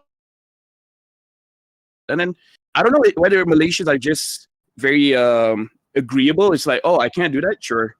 But either way, it's like, at least for Malaysia, it's really not that big of an issue. It's just like, we do find where the limit is and then don't overstep the limit. What about you, Remar? What are your thoughts about this? Like with taunting and stuff, I feel like it's not for the lack of taunting, but okay, I understand the trajectory of where we ended up now with like our pro players in terms of like everyone just wants to focus on the game. It's like I hate to use wrestling again as a reference. Right now, it feels like It's a great MPL example. Philippines. It's a good example. Sometimes it feels like MPL Philippines is sort The of like best. AEW. It's the best. It's a factory of like really great matches and great players, but at the same time, it's like I know we don't have the same reputation as Cambodia, ID, and MY in terms of what the players say. We've always prided ourselves on the idea of like, oh, our players do the talking with in-game results and all that. Yeah. As time went on, I think it was around like by season 10 and then especially 11, 12, and now here in 13, teams and players, and this is not me blaming them at all, would rather just be like, all right, let's go show each other a good fight. But from time to time, we get especially if it's like a good storyline where the whole Carl TZ Demon Kite thing went on. That was like, that wasn't trash talk. That was two players just straight up talking to each other, two alphas going, all right, this is it. So what I hope is not more taunting, more trash talk. Similar to what LaFell said, I wish more players were a little bit less afraid of being able to speak their mind. Because you can speak their mind in such a way where it's not going to have them fined. Yeah. You saying like, I think I'm a better jungler than you, and I think we can confidently beat you in the next game. That's confidence. That's like star power aura. That isn't you trash talking, taunting. If you can back it up, then you can back it up. If you don't back it up, then you get your ball and roll with it. But I think we also have to consider the fact that I don't know if it's a Filipino thing. We come from a culture of like karma. A lot of people believe in karma. Yeah.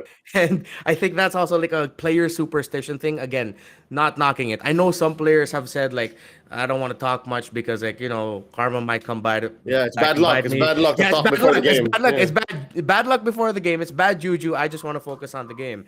So that I understand too. I talked about this in the group chat with international talents. I wish more players did stare downs. It's simple. You're not saying anything. You're just literally going. I don't think the players can do that. I think they'll break character before they finish the stare down. I think Wait, only a stare select down and they few. go. Yeah. They'll crack.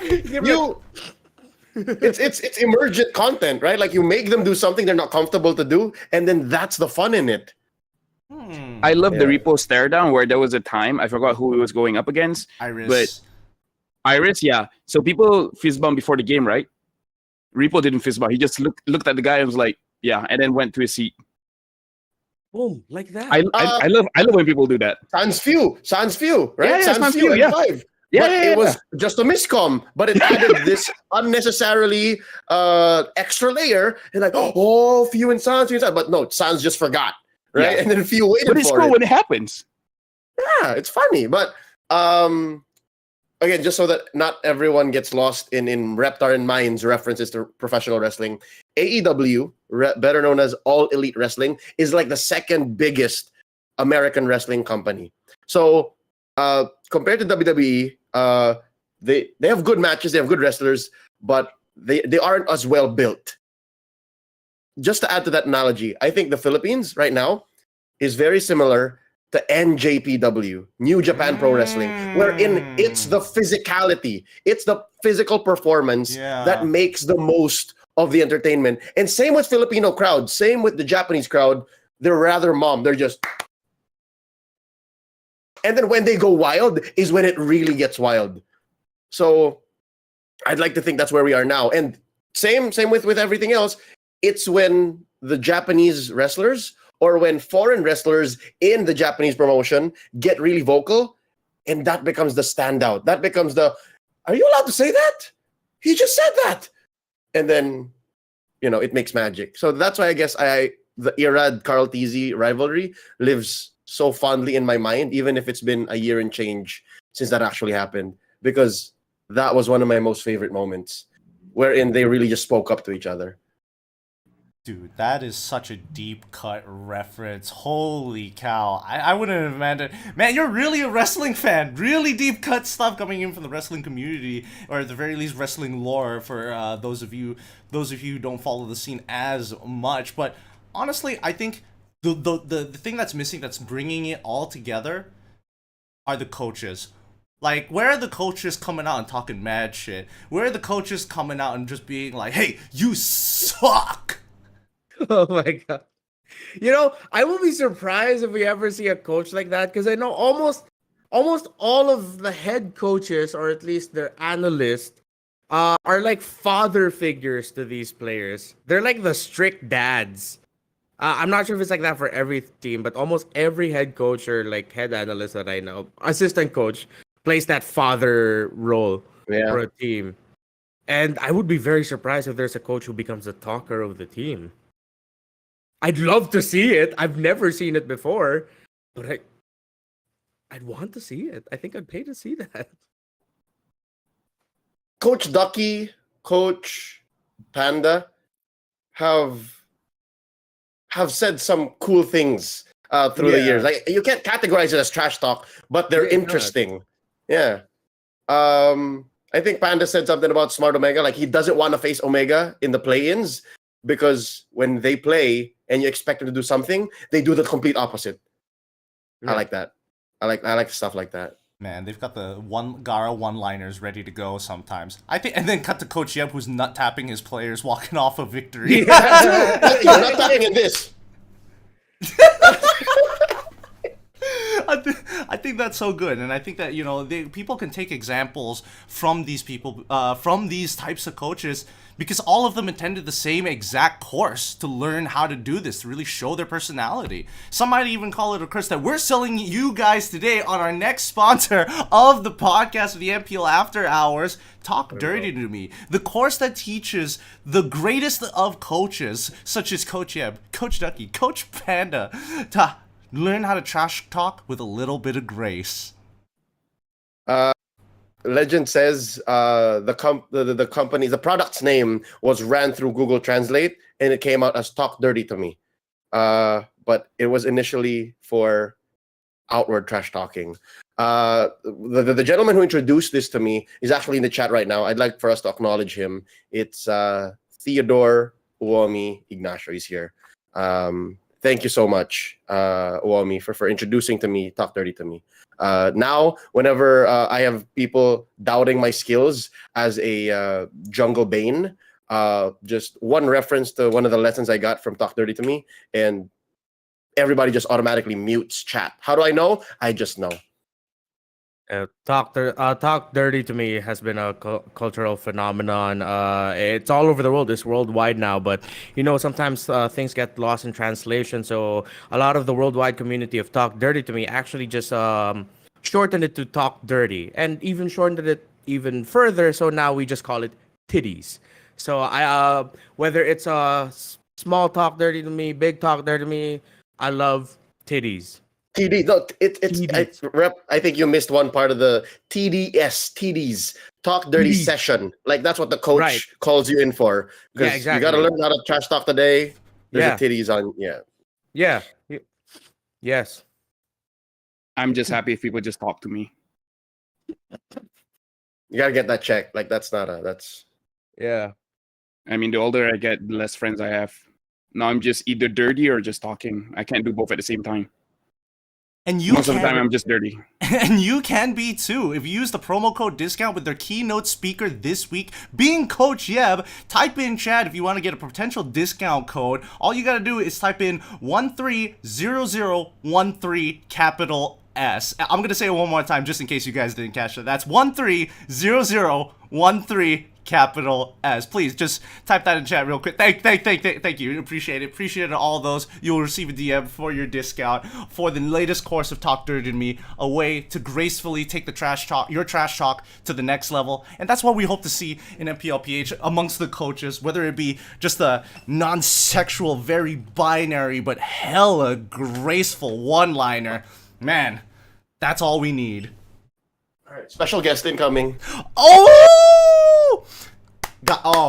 These are one of the trivial things that I wanted to talk about. Castle turning 1! Castle turning 1! Dude. He's one. Boy.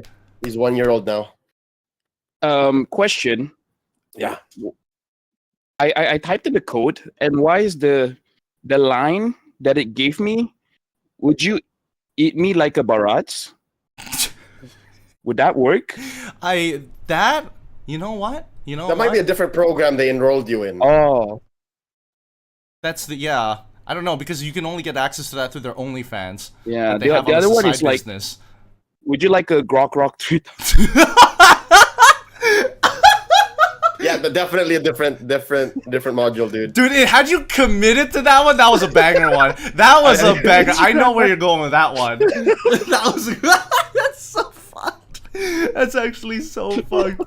But yes, Castle turns 1, Leo. I mean, you guys had a little bit of a celebration coming in for Castle, right? Yes. Mimi got a cake that took maybe 3 days for both of the boys to finish, and what else did we do? He just got like 3 sticks of treats over the weekend. Is that healthy? 3 sticks Should be fine. Should be. I think health is overrated. He's okay. He's Okay. pretty cute. He's pretty cute. He's so adorable. He's so I don't much have a bigger. cat.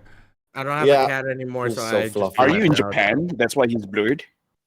I've been to Japan like twice in the airport. Was But it really no. blurry? Was everything censored? When I woke up, my eyes were like blurry. It's like, yeah. Yeah, Cat Island scary. must be a real fun experience for foreigners. Wait, is Cat Island Japan or Korea? Oh, I thought it was Japan. That's why I was bringing up the reference. I'm not 100% sure on that. We need a fact check, Amy. Thanks, appreciate it, Japan hon. Called you Amy again. Thank you, hon. Love it, love it. Oh, Bryant's here. Right? Hey, what's up? Welcome. Angelico, thank you. Everyone who's greeting Castle, thank you. Wait, I have a question. In MPLMY, who needs the box? All of you are tall. Stefan is the box. We have a female caster. She needs the box. I just use the box for violence. Ah, I see. That's fair. Yeah. Zan Throwing or- Zan might need the box. Nothing against Throwing Zan. or swinging it? Forcefully swinging it. That's why Terrence couldn't cast on Friday and LaFell took his place. For Zan, it's a completely, for Garkuri, different problem. He gets migraines from light, from like intensive lights, like spotlights sort of situations. So that's why he gets away wearing sunglasses on the desk. Dude, I love wearing sunglasses on the desk. You want to know why? Why? You know how we have prompters? You can always be reading the prompters. And people will not see it. Yeah, I have only worn glasses once or twice on broadcast, and they were to do Men in Black bits. Men in Oh, Black. yeah, that's true. Wasn't that? Yeah, Oh, one in season 9, and then another in season 11 or 12. Sorry, my mind was thinking SPS when you were doing Rush Hour Mirko. I don't think Chris Rock's character was wearing shades. Yeah, no one wore Is that shades for racist? What? Yeah, I was Carter, dude. I don't think Carter ever wore shades in all the 3 Rush Hours. Maybe I am confident. I am. Okay, never in a promotional poster. Okay, yes, never in a promotional poster. Yes, Okay, that is so, true. So you're Mandela affecting that then. No, I swear to God, I'm pretty sure there was a scene in the movie he's wearing shades and he takes it off. Maybe. Maybe it's Probably this in one or two. But yeah, not in the promotional posters. I'm gonna find that clip. Ray Ash's memory is so sharp. Yeah, season 9, it was me, Rockhart, and then Reptar was like, "Oh, I get the memo. You guys were dressing up as Men in Black." That was 2 years ago. Hey man, maybe I'm just lying to myself. You know, I've become a pretty good liar these days, and it's it's out of being a dutiful boyfriend. Have you ever gotten those like relationship questions? The hypotheticals that have like a specific answer that they're fishing out for, like, "Hey babe, would you love me if I'm a worm?" And I look at her dead in the eyes and I'm just like, "Oh boy, no babe, I'd love you so much as a worm, dude. I'd fuck the shit out of you if you were a worm." I've gotten a man." system for that. You I what? haven't gotten those yet, so I wouldn't know. What's your system? Yeah, what's your system? If she says, "Would you love me if I'm a worm?" I would say, "Would you love me if you were a worm and I was a bird?" Or a more different take. Wait, If she said, wait. like, "Would you love me if I was a worm?" And it's like, "If you were a worm and I was a moon, would you love me?" I don't know if that works because you just threw back another question. No, exactly. That's the thing. You never stop attacking. The best defense is a good offense. So when she attacks you, you attack her back. Dude, this is culturally Yes, motivated, because even in our martial arts it teaches that, like our traditional Malaysian martial arts, silat, you just gotta hurt the guy enough till he is impaired, and then you start running away if you're fighting a group of people, because now they gotta take care of the hurt guy. In the Philippines, with our traditional martial arts, it's stab them. Right? With a lot of flair. Look good while we do it. Personally, my system is to take it too far, because then it's like, I'm gonna make you regret asking the question. I'ma love you so much, girl, as a worm. I'll fuck the shit out of you if you were a worm. And then if you turn back, I wouldn't be able to get the taste of worm out of me. And then I'm gonna be in love with worm. Dude, that's what's gonna happen if you turned into a worm, girlfriend. That's how far I would take it. She's given me a bunch of hypothetical questions beforehand that like, if I think of it logically, it's just, this is stupid. But you have to entertain it. Exactly. No, that's why I told LaFell, like, that system is dangerous, because if you just keep attacking, you never know if it ever ends. You guys believe in karma, right? Sure. I'm married, right? Yeah. Congratulations again. Congratulations. And we've had that situation before. And you know what happened the day after? What? My house got flooded. My entire roof broke down. Where is the lesson here? Where is the lesson here? I made her shut up. Excuse me? What? She never talked about it anymore. I'm like, babe, if you keep arguing with me like this, See what happens. we will not have a toilet anymore. The shit you brought down will come back up. Dude, it would be so funny. Literally. Teach her a lesson. We're the men. We buy the rice. Dude, it'd be so We funny. have cojones. We have testicles. We have to show it to them. So that's why, if your girlfriend talks to you that way, show your testicles. That's hilarious. That's Do you hilarious. see this? Do you see this? How do you get it above your forehead like that? Truck nuts. Dude, just get tall. Just get tall. Just get That's tall. the box. The box. That's just like the box. box. Shout out to our sponsor, Pops, The for making it possible for me to be like, do you see this? Do you see this? At eye level. At eye level, might I add, 6 feet No, worth of on her adjustment. forehead, and I make sure it hits the forehead. You're teabagging your wife? It would be so funny if your wife was like, "Hey, you better get that pipe changed." And you're just like attacking her on it, and then it breaks. She never brought it up again. Oh. Just in case just in case anyone clips it, I never actually do that. Too late. They're not getting this part of the stream. Not at all. They're just getting that part, and that's it. That's the end of the clip. It's been clipped. You know why I can do that? It's because I have 3 testicles. So if she pops one of them, I still have 2. What are you, a space marine? What the fuck, man? I'm a Jeff Astartes, dude. Yeah. He's been bred to allow one I'm to born get different, smashed. man. I'm born different. He's built different. Maybe you should go on fucking Nice's new podcast. Nice is your podcast. It's Title of the okay. episode: just 3 balls. Thanks for bringing this whole topic up. Now I'm getting these questions, so I don't know whose advice to follow in terms of answering them. So thank you. Me. I'm married and I made it work. You married? Well, you said you don't actually do it, but I will try. You lean into it, LaFell. Don't say it. Don't bring it out and then go like, no, I'm just kidding. I I'm just will try. Yeah, No. man. Just try it out and then tell us how it works. If it doesn't work, then try something else. What's the worst that can happen? I'm so So- sorry, honey. You're about to get teabagged when I get back. Oh, Ask me another hypothetical. I dare you. Excuse See me? what happens. Let's see what happens. With that being said, this wraps up the MPL After Hours. After this, we are going to be answering questions on those who actually come on over to the Discord, because I do let everybody in my Discord server link down in the description. You come, you join, you fulfill your role, and then I'll let you guys know on some of the guests who are coming, and you can actually ask your questions, which we will answer after this. We're going to be signing off here at the MPL After Hours.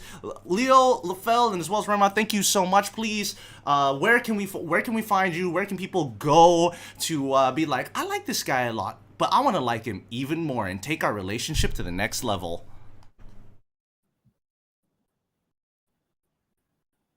Who first? are all of us shy to talk? You guys. I guess me All right. first. We all do it on 3. 1, Okay. 2, 3.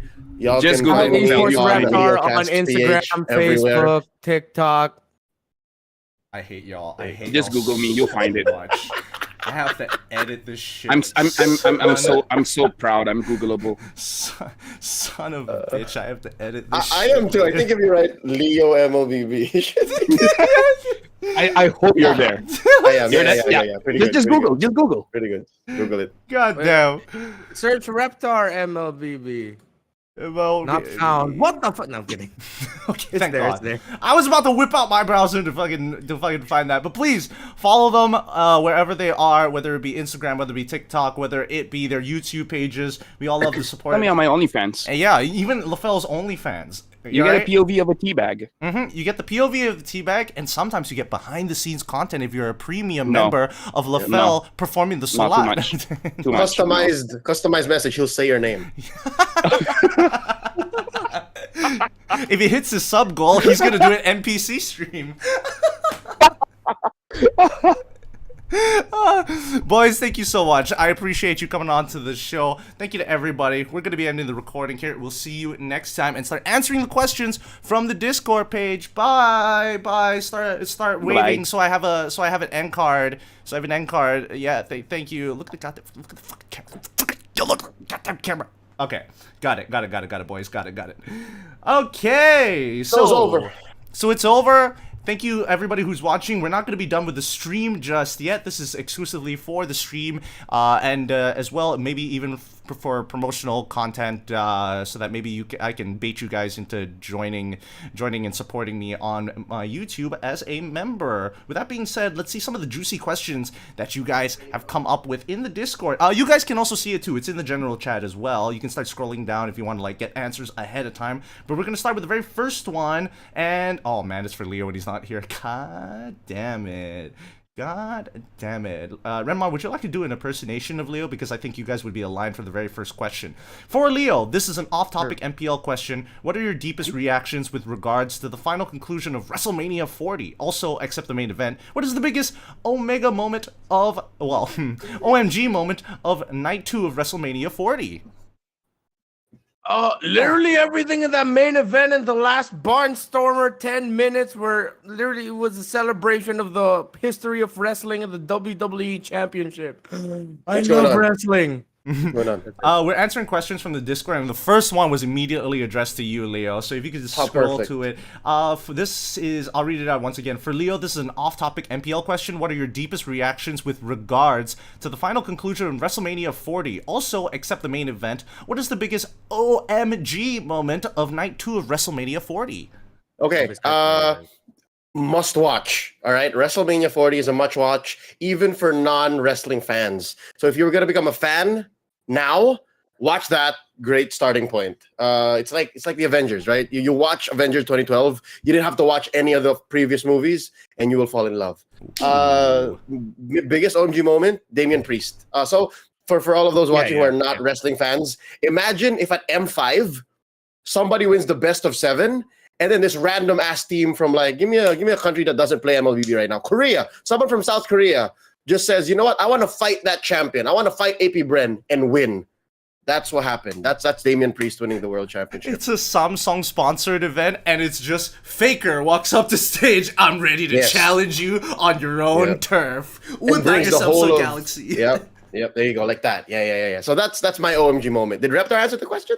Oh yeah. I was asking him because you were gone, and I was giving you because you guys are very in tuned with these type of questions regarding WWE. I was gonna say WWF a number of times, and that's just showing my age, and I'm embarrassed. Yeah, about dude. that. WWF. It's close. It's close. Jay says going to talk about the controversy feud of MPLPH and Fight. Already covered that. For any one of you guys, you can decide in parentheses, how do you guys observe/analyze the game? Oh. A casting question. We don't. We just say whatever. I just say whatever comes to my mind, bro. Yeah. Yeah. I mean, it's easy. Just talk. It's not that hard. Okay, but for real, for me, every time I analyze the draft first, figure out what they should be doing, and then I look at the gameplay, whether they did it or not. If the draft is already trash, no use looking at the gameplay. For example, whenever you look at a draft, you should be able to identify what's the win condition, what's the losing condition, and then analyze based on these two things. That's the most simplest way to not screw yourself over. Sometimes the games are more.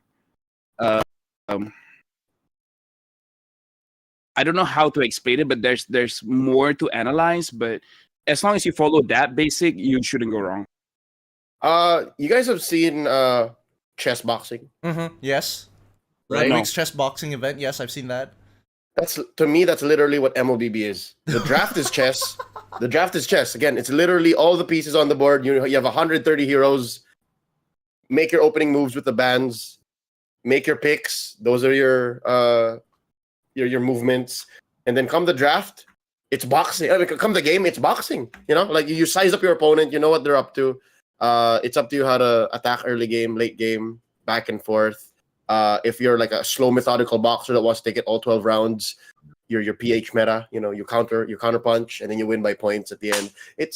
That's why when you listen, if you guys listen to my broadcast, half the time I use fighting references. I use MMA references because it's so portable. It's so the analogies fit. Yeah. Let me just say, in Malaysia, when it comes to the fighting thing, we don't dodge. We just protect ourselves with our face. We block with our face. We're really good at that. We're really good at that. Yeah. It's good defense. For me, my style is a little bit more on the drama, high concept story of it all. But you can apply that in an analytical way wherein, of course, we all know before the draft happens, the casters talk. So during then, with guidance from the writing team, the guidance of the anchor as well, we already know what we want to highlight. Because if we say this hero is going to be a factor, this pick for this one team is going to be a factor, once it's like we're planting seeds of what could potentially happen. Once they show up in game, boom, that's one thing ticked. And then with what LaFell mentioned, the simplest way is that just look at the conditions. This is a very simple approach with winning losing condition. If you want to expand to that, it's the crowd control, your front line, your damage type, your damage range, all of that. And then just apply all of that into the game. And then you're just keeping into mind all the conditions that you listed. And then what people I think don't also can't really tell about analysts is that a lot of us have different perspectives of what should be highlighted. And a lot of us, that's where our personality and our style differs. Wherein I think I'd rather focus on this specific thing right now before I start talking about this. Because when we start analyzing everything in one go, you're just gonna get confused, and that's not gonna be fun. But if we do it by layers, by steps, it's like you're slowly peeling away the layers of the cake and eating away the layers of the cake. Then it becomes like a more fun and more dramatic, in my point of view. I like Leo's analogy a lot because I think, you know, it really does apply. There are a lot of these things that are pretty much interchangeable in both of these types of like broadcasts. But I also think that, you know, from my structure, what Remar was mentioning, from my structure, I always go draft first, and then afterwards, when you get to the post analysis segment where you do have like variables that are being shown to you, like numbers specifically, that's when we can start talking about like things that really change the game. Like I love timelines. My favorite thing, heat maps and timelines. When those show up, there's so much more narrative that you can actually bring at this particular moment. A single micro mistake really changed the game and really allowed tempo to fall back into the hands of the opposing team, right? Things like that I always love going back to. But the thing that grinds my gears is if I have to explain the draft from the foundation, like from the fundamental level, because when the draft was going on, the casters weren't able to kind of like capture the essence of it or like give you some sort of direction of where their head is at. I think that's when it becomes like, no, now I have to use this extra chunk of time to go through these fundamentals to then set up the narrative all over again. Sounds like you just don't have a good partner. No, I can't say that. I can't say that. That's why internationals are always fun. I think that we do a very good job. We do a very good job of like talk about where our head is at, and then you can bounce off of that. Even I don't even think that sometimes the viewers even notice this, but this is like for a me thing. Those who like really listen to it, they're like, oh yeah, he is continuing the narrative that was set up at the very beginning, or it's like, oh, he is bringing up these good pointers with even more evidence now that we're in the post game match.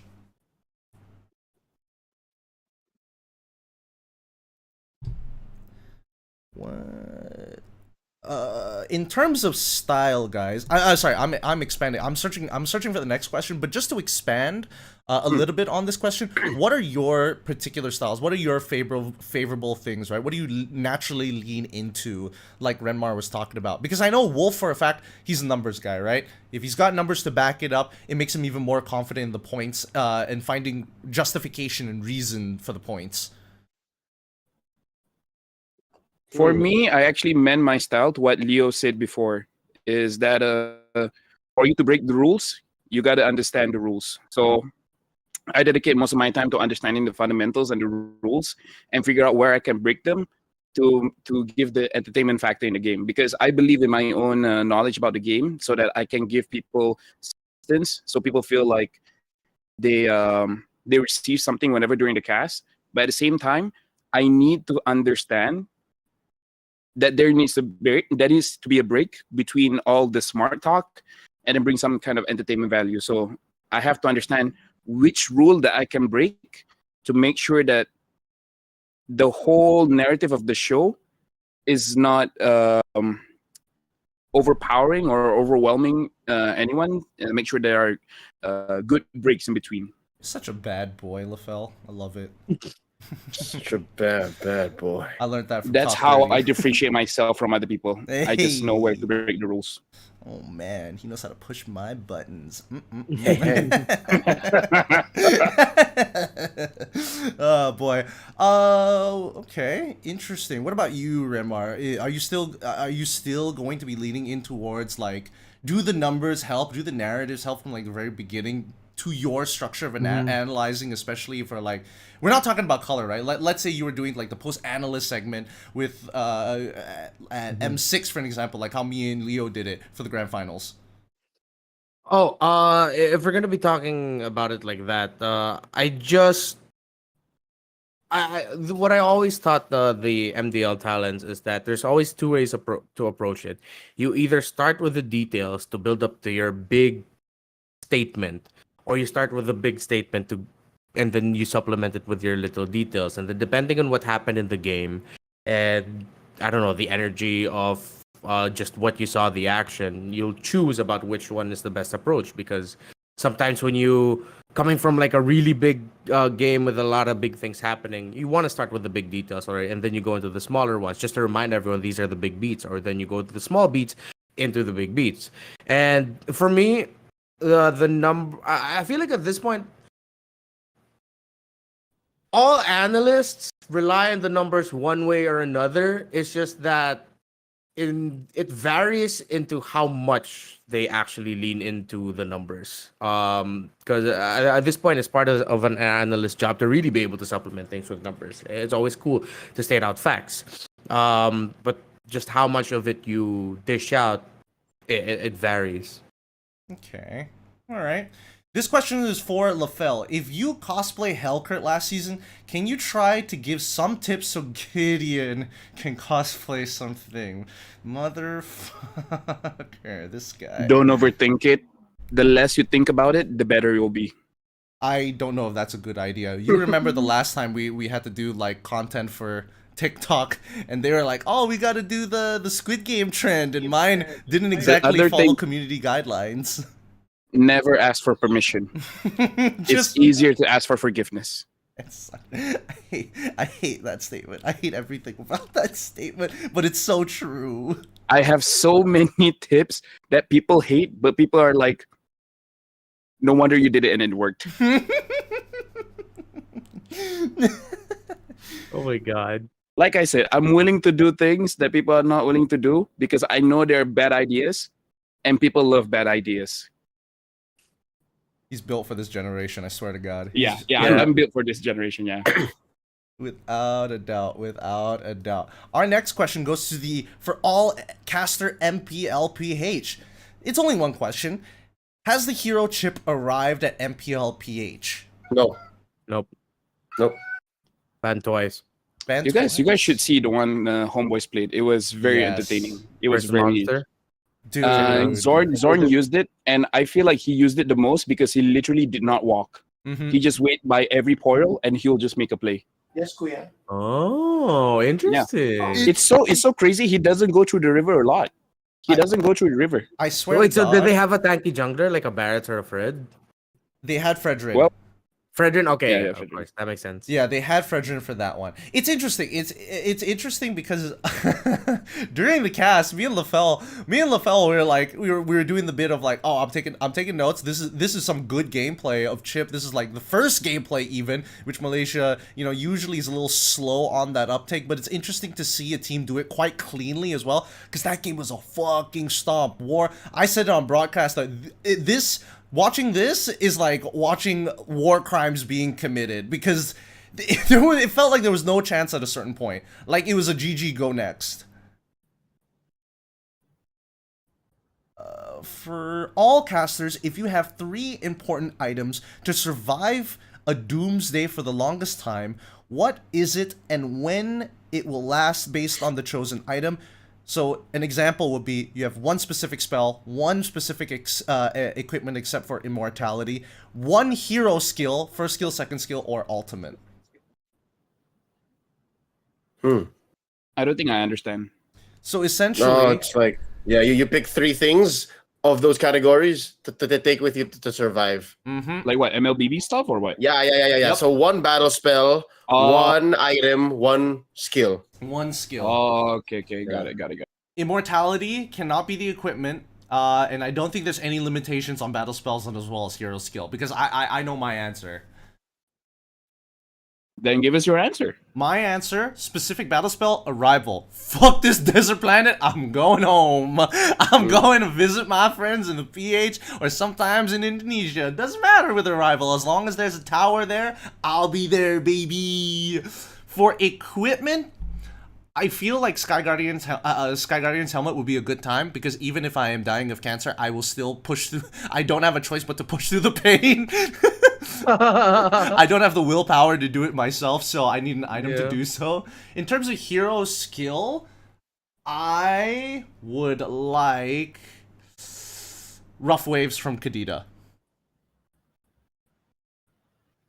I can see that. I will get water straight away, and it'll be always a water show whenever I decide to visit my friends. That's good. Oh, now you really got me thinking deep about this, dog. I need to look Okay. at the My spell, my spell would be, I guess Flicker. Ooh, My but spell would be Flicker. Yeah, it's the most useful. Like again, just little micro things that I need it for. And then my equipment would be Endless Battle, no question. Endless Battle. Endless Battle? Yep, it's just a little bit of everything. I just want a little bit of everything. Okay, now I'm curious to know what your first hero skill is going to be. No. It can be anything, right? Yeah, it can be Just anything. one skill. One skill. I think I would use.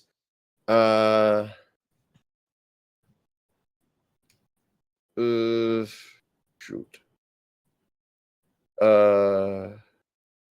Might I suggest a low cooldown skill to abuse your endless Yeah. battle? Astral Recall. What? That's good. Dang. Yep. Dang, that's a good one. I'm super mobile, Mhm. and I got something for long range. I'm super All right. mobile. Casually phase through walls. Check out this magic trick every 7 seconds. Whoa! Yeah. So for me, I would take Inspire, because I think I need to be inspired. Because no inspiration at a hot desert will be boring. So I need Inspire to inspire me. I want Demon Hunter Sword, just in case if there's a demon, I have a sword that I can hunt with. And the spell that I would take is Bane second skill, Rum. So I would always have something to drink, and then I can spit on someone else. Hey, wait a minute. Hey, wait a minute. I mean, you're talking about how do we survive when we're so always having something to drink, and a sword that can kill demons.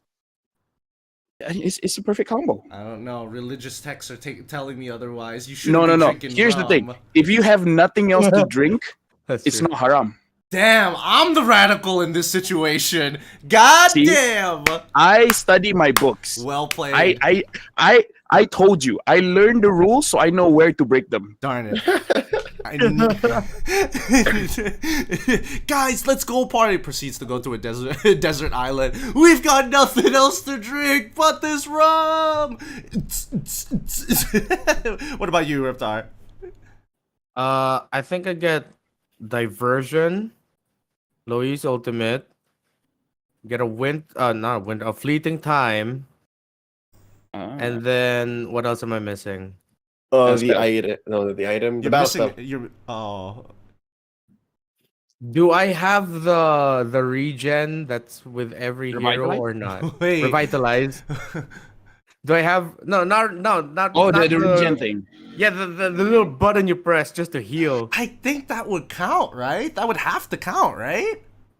But is it built in or Oh. It's our game. We make the rules. I would say go for it. You have it.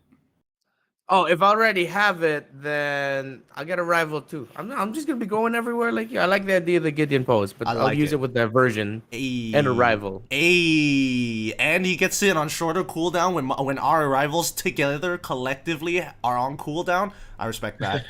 I Yes, feel sir. like for Remar, he has all the skill set to become a terrible father.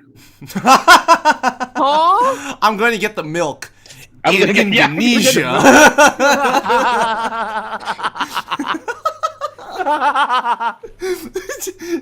That's hilarious. Okay. I'll be right back, son. I'll be right back.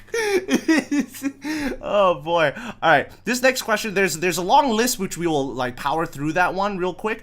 But we'll go to this question first. How do you go about dethroning Bren? Take for an example Onic. Coach Ducky himself has started that they kind of just take out Kyrie out of his comfort zone, and it somehow works for them. How about for Bren? Who do you focus on if there's even a person to focus on? I feel like the team's hero pool is huge, so there isn't really a out of their comfort zone thing for them. Maybe except for that Lo Yi pick. Teabag them. Yeah, And say that's the their Phil's name while answer. they're doing it. That's Yeah. what Phil's answer. I like it. It's For like- me, Flap, flap, flap, flap, flap, flap. flap teasy. No. Yeah. For me, real quick, it's like don't focus on Bren. Focus on yourself. Get to their level. Mm. I have two ways to attack Bren, hypothetically. Number one, they tend to. There are times wherein they get blindsided by their own deep hero pools. So again, there was this time wherein they forced Florin. That's one. Sometimes they try to big brain things a little too much. Like again, mid Fredrin, mid Grok, mid Fovius. So there are times that sometimes you can punish that. And then next is sometimes you can scramble them because their macro sometimes are off. That's what happens in the past 6 months that they lost. But I don't. That one less likely you can do because they learn from their mistakes so quickly. So that's where I would attack. Because I was gonna say introduce them to methamphetamine. That's all I've got to that because it's a very addictive drug, and more importantly, so it's gonna throw them off their gameplay for goddamn once. I really wish I could want that game. I'm still sad about that. I'm still sad. All right, time to power through these next 10 questions coming up from Let's go. one guy. Thank you, Fluffy Bird, for these questions. Now, we're gonna powerball through some of these. I didn't go through all of the questions just yet, so we'll answer them accordingly. Powerballing them, we'll go into the order of Leo, LaFell. Wait a minute. I realize now that it's based on the always. It'll be Leo, Renmar, LaFell. In that order, and I'll kick things off as always. Most forgettable experience so far. Most forgettable experience. I can't remember. What? Forgettable? Yep, Yeah, I can't remember. I can't either. Can't remember. that's I crazy. forgot. The origin of your name. Bad typo. I asked God for a name and he gave me that. It was either Dante, Spencer, or this. So it's this. Oh, mine is God-given right as well. It was my birth Wait. name. Are we talking about IGN or like? I'm probably assuming that it's IGN. Okay, yeah, bad typo. Yeah. So for me, it still is my birthright. It is my birthright to have the letter Q as my surname. How did you end up casting? Is it by accident? No, sheer force of will. It was either this or full unemployment. You did the white person Yeah, thing. same. I needed money. You And- also did and, the white people thing. No, because I was unemployed for like 2 years. Every single job rejected me, so I just like forced myself into the scene by making content on Facebook until someone took notice and be like, "Hey, you want to try casting?" And I'm like, "Hell yeah!" Did you I start manifesting Renmar? I hated office work, like a traditional office job, and I wanted to do something in the line of entertainment. I was just a really big nerd. I was a really big Not nerd. true. I think that's a common ground for all of us. Yeah, man. Like I literally responded to like an in-game newsletter, and I'm like, oh, they have a workshop for this? Okay, I'm gonna throw myself in there, and then it kind of led up to everything else that happened in my life. What? For LaFell, how to be you? Let me see. What is the core part of me? Well, I think taking your skin is a very good first step. Let's see. That's one. Wearing it as your own, and then I am Be hyper independent. Don't trust people. hate everything around the world so that you push yourself even harder to avoid them. And do not follow the rules on face value. Find the reason why the rules are in place and then act on it. Dang. Sage advice, and then everything else that you needed to hear at therapy. For PH casters, your personal best MPL season and why? Season 12. Oh, season 12? Oh, I'm sorry. Yeah. Wait, really? Why? Well, personally, right? Personally, you're only as good as your last game, and that was my last MPL season. So that's it for me. I like to think I get better every year, so that's the last. All right, Mr. Beast. All right, Mr. Beast. I see how it is, trying to break records until Discord takes it away from view botting. What about you, Reptar? Here's $1 million. Thanks. Yeah. Season 11, but my reasons are very personal. Explain. All right, I didn't want to. I experienced back-to-back losses at such a close rate that I didn't think I'd get through the season with my mental intact, but I did. With the help of the amazing MPLPH talents. Oh my god, jeez.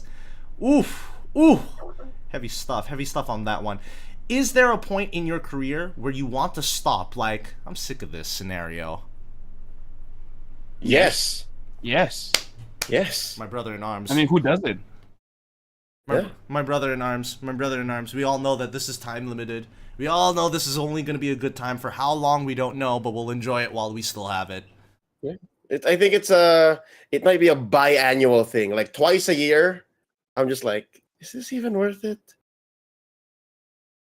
It's I feel burnout. It's like- called burnout. Yeah, it's called burnout. Wait, Yeah. is Yeah. this before or after an international? It usually hits me in the middle of the year. Usually hits me MSC time. Yeah. Interesting. Coincidence? Yeah, I think same. not. Sometimes it does feel like, is this worth it? We look so happy on camera, but you know. That makes it sound like we're ungrateful, but it's Yeah. less about It's it's less about the work and it's less about the community, what we get out of it, because that I'll forever be grateful for that. It's more about like what it costs us. yeah. The, Like the things behind the scenes we had to do. Yeah. Yeah. The social battery on top of the pre-preparation.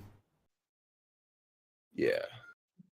Like, yeah, I'm not gonna get it. What about you, Reptar? I kind of clocked out. I'm spacing out. It's like midnight. I'm so sorry for holding you guys longer than I should. No worries, dog. What is it again? Is there a point in your career where you want to stop? Like, I'm sick of this scenario. When does that usually happen for you? Oh no, I don't have that Oh, because I get tired. Yes, that sort of feeling of burnout, but like not to the point where like I'm sick of this. I just need like a quick reset. It happens. Depends on the workload, really. I think the same time around this Leo, like sometime around mid-year, that's when I feel like maybe I need like a little bit of a break myself, but never to the point where I'm sick of it because I there's a lot I want to do. So yeah. I feel like sick of it is such a strong word. It's not that Yeah. strong, but there are moments where we struggle with this. oh, dude, if only we Oh, could. if that's the case, yeah, that's a given. That's Yeah, like yes. a normal for all of us, for sure. I think the word LaFell is looking for is in BM it's called jalat, which is a great Jalat. way of explaining this.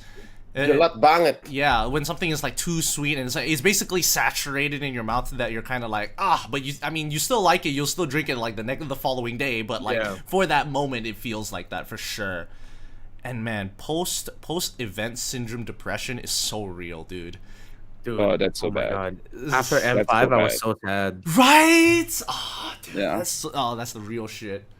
Yeah, after M5, after Snapdragon, dude, bummed.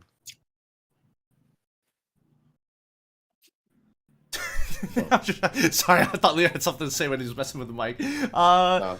Do you guys actually read comments in the YouTube live? I think it speaks for itself. These guys definitely do. I gotta worry about all of these things on top of looking at the chat as well. And I'm not the best at looking at live stream chats. I think everybody here is much better at that than I am. No, the actual answer is no. No, If not it was up to broad- me, I would never.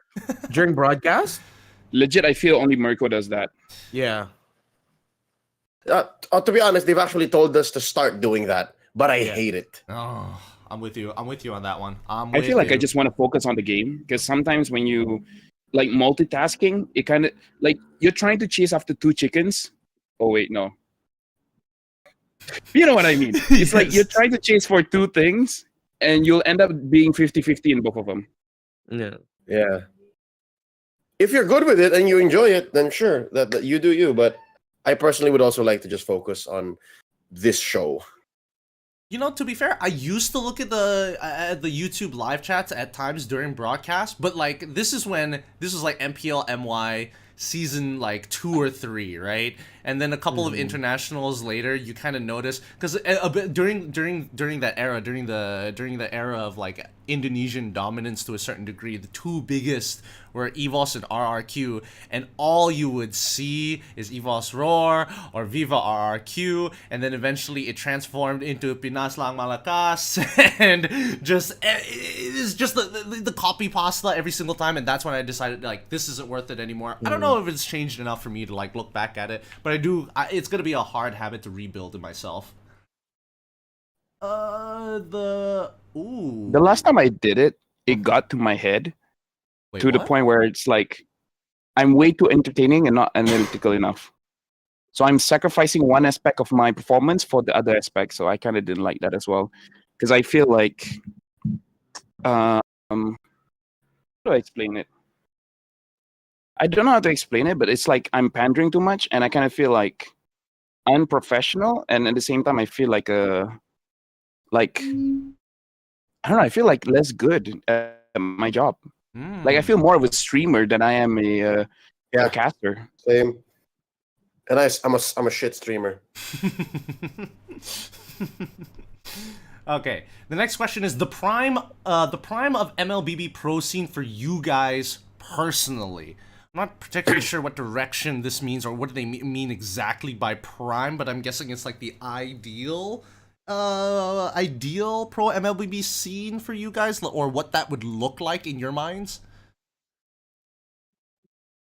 Right now, wherever we're at right now, wherever we're going next, I think, unless it causes the death of the pro scene, I think where we are is healthy. Yeah, we're moving forward. Locally speaking, yeah. Locally, for me, like in the global sense, like we're moving forward around the world. More tournaments, international. We're still keep on going. It's a good spot we're in. Man, of course.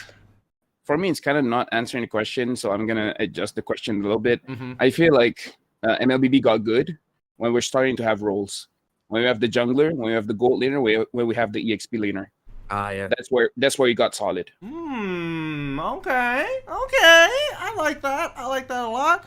Because I was about to say, well, of course, it's the MPL PH casters who are like, yeah, it's obviously because we have the best goddamn fucking seed on the planet right now. We got the best players. Fucking son of a bitch. Of course, it's got to be them. Okay, this one is going to be tips for aspiring esports caster. What's a tip that you guys would like to impart upon aspiring boys and girls?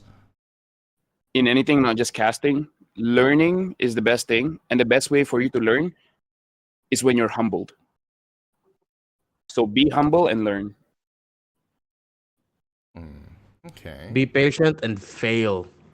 Ooh.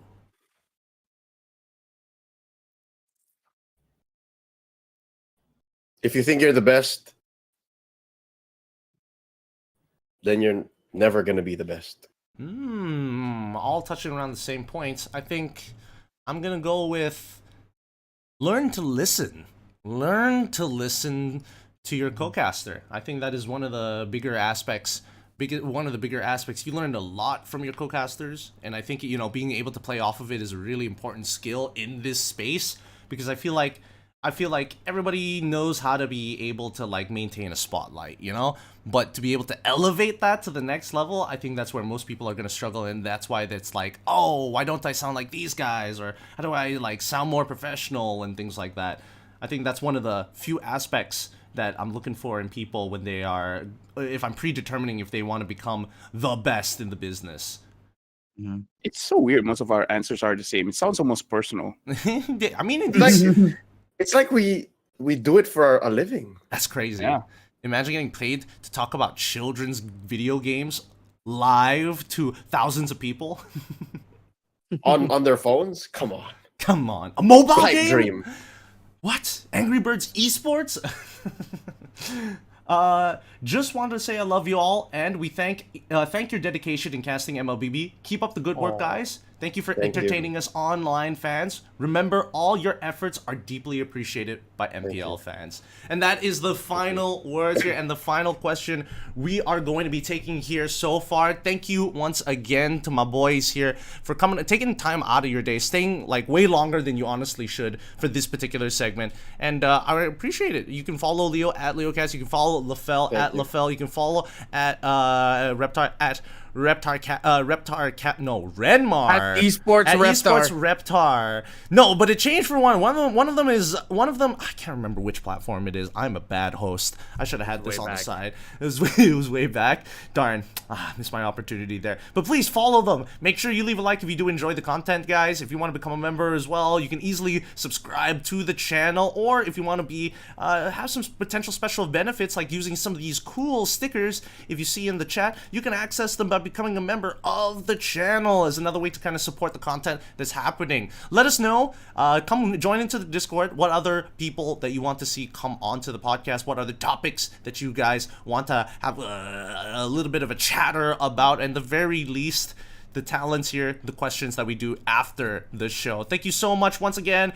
We're gonna say our goodbyes here. Say goodbye, everyone. Say bye. Wave to everybody on stream. Bye-bye, Wow, goodbye. we love you guys. Oh my god. Whoa. We just keep going. Keep making sounds for me. Yeah. Woo. Bye. Yeah, that's the way. Bye. We love you guys. Bye. Bye, guys.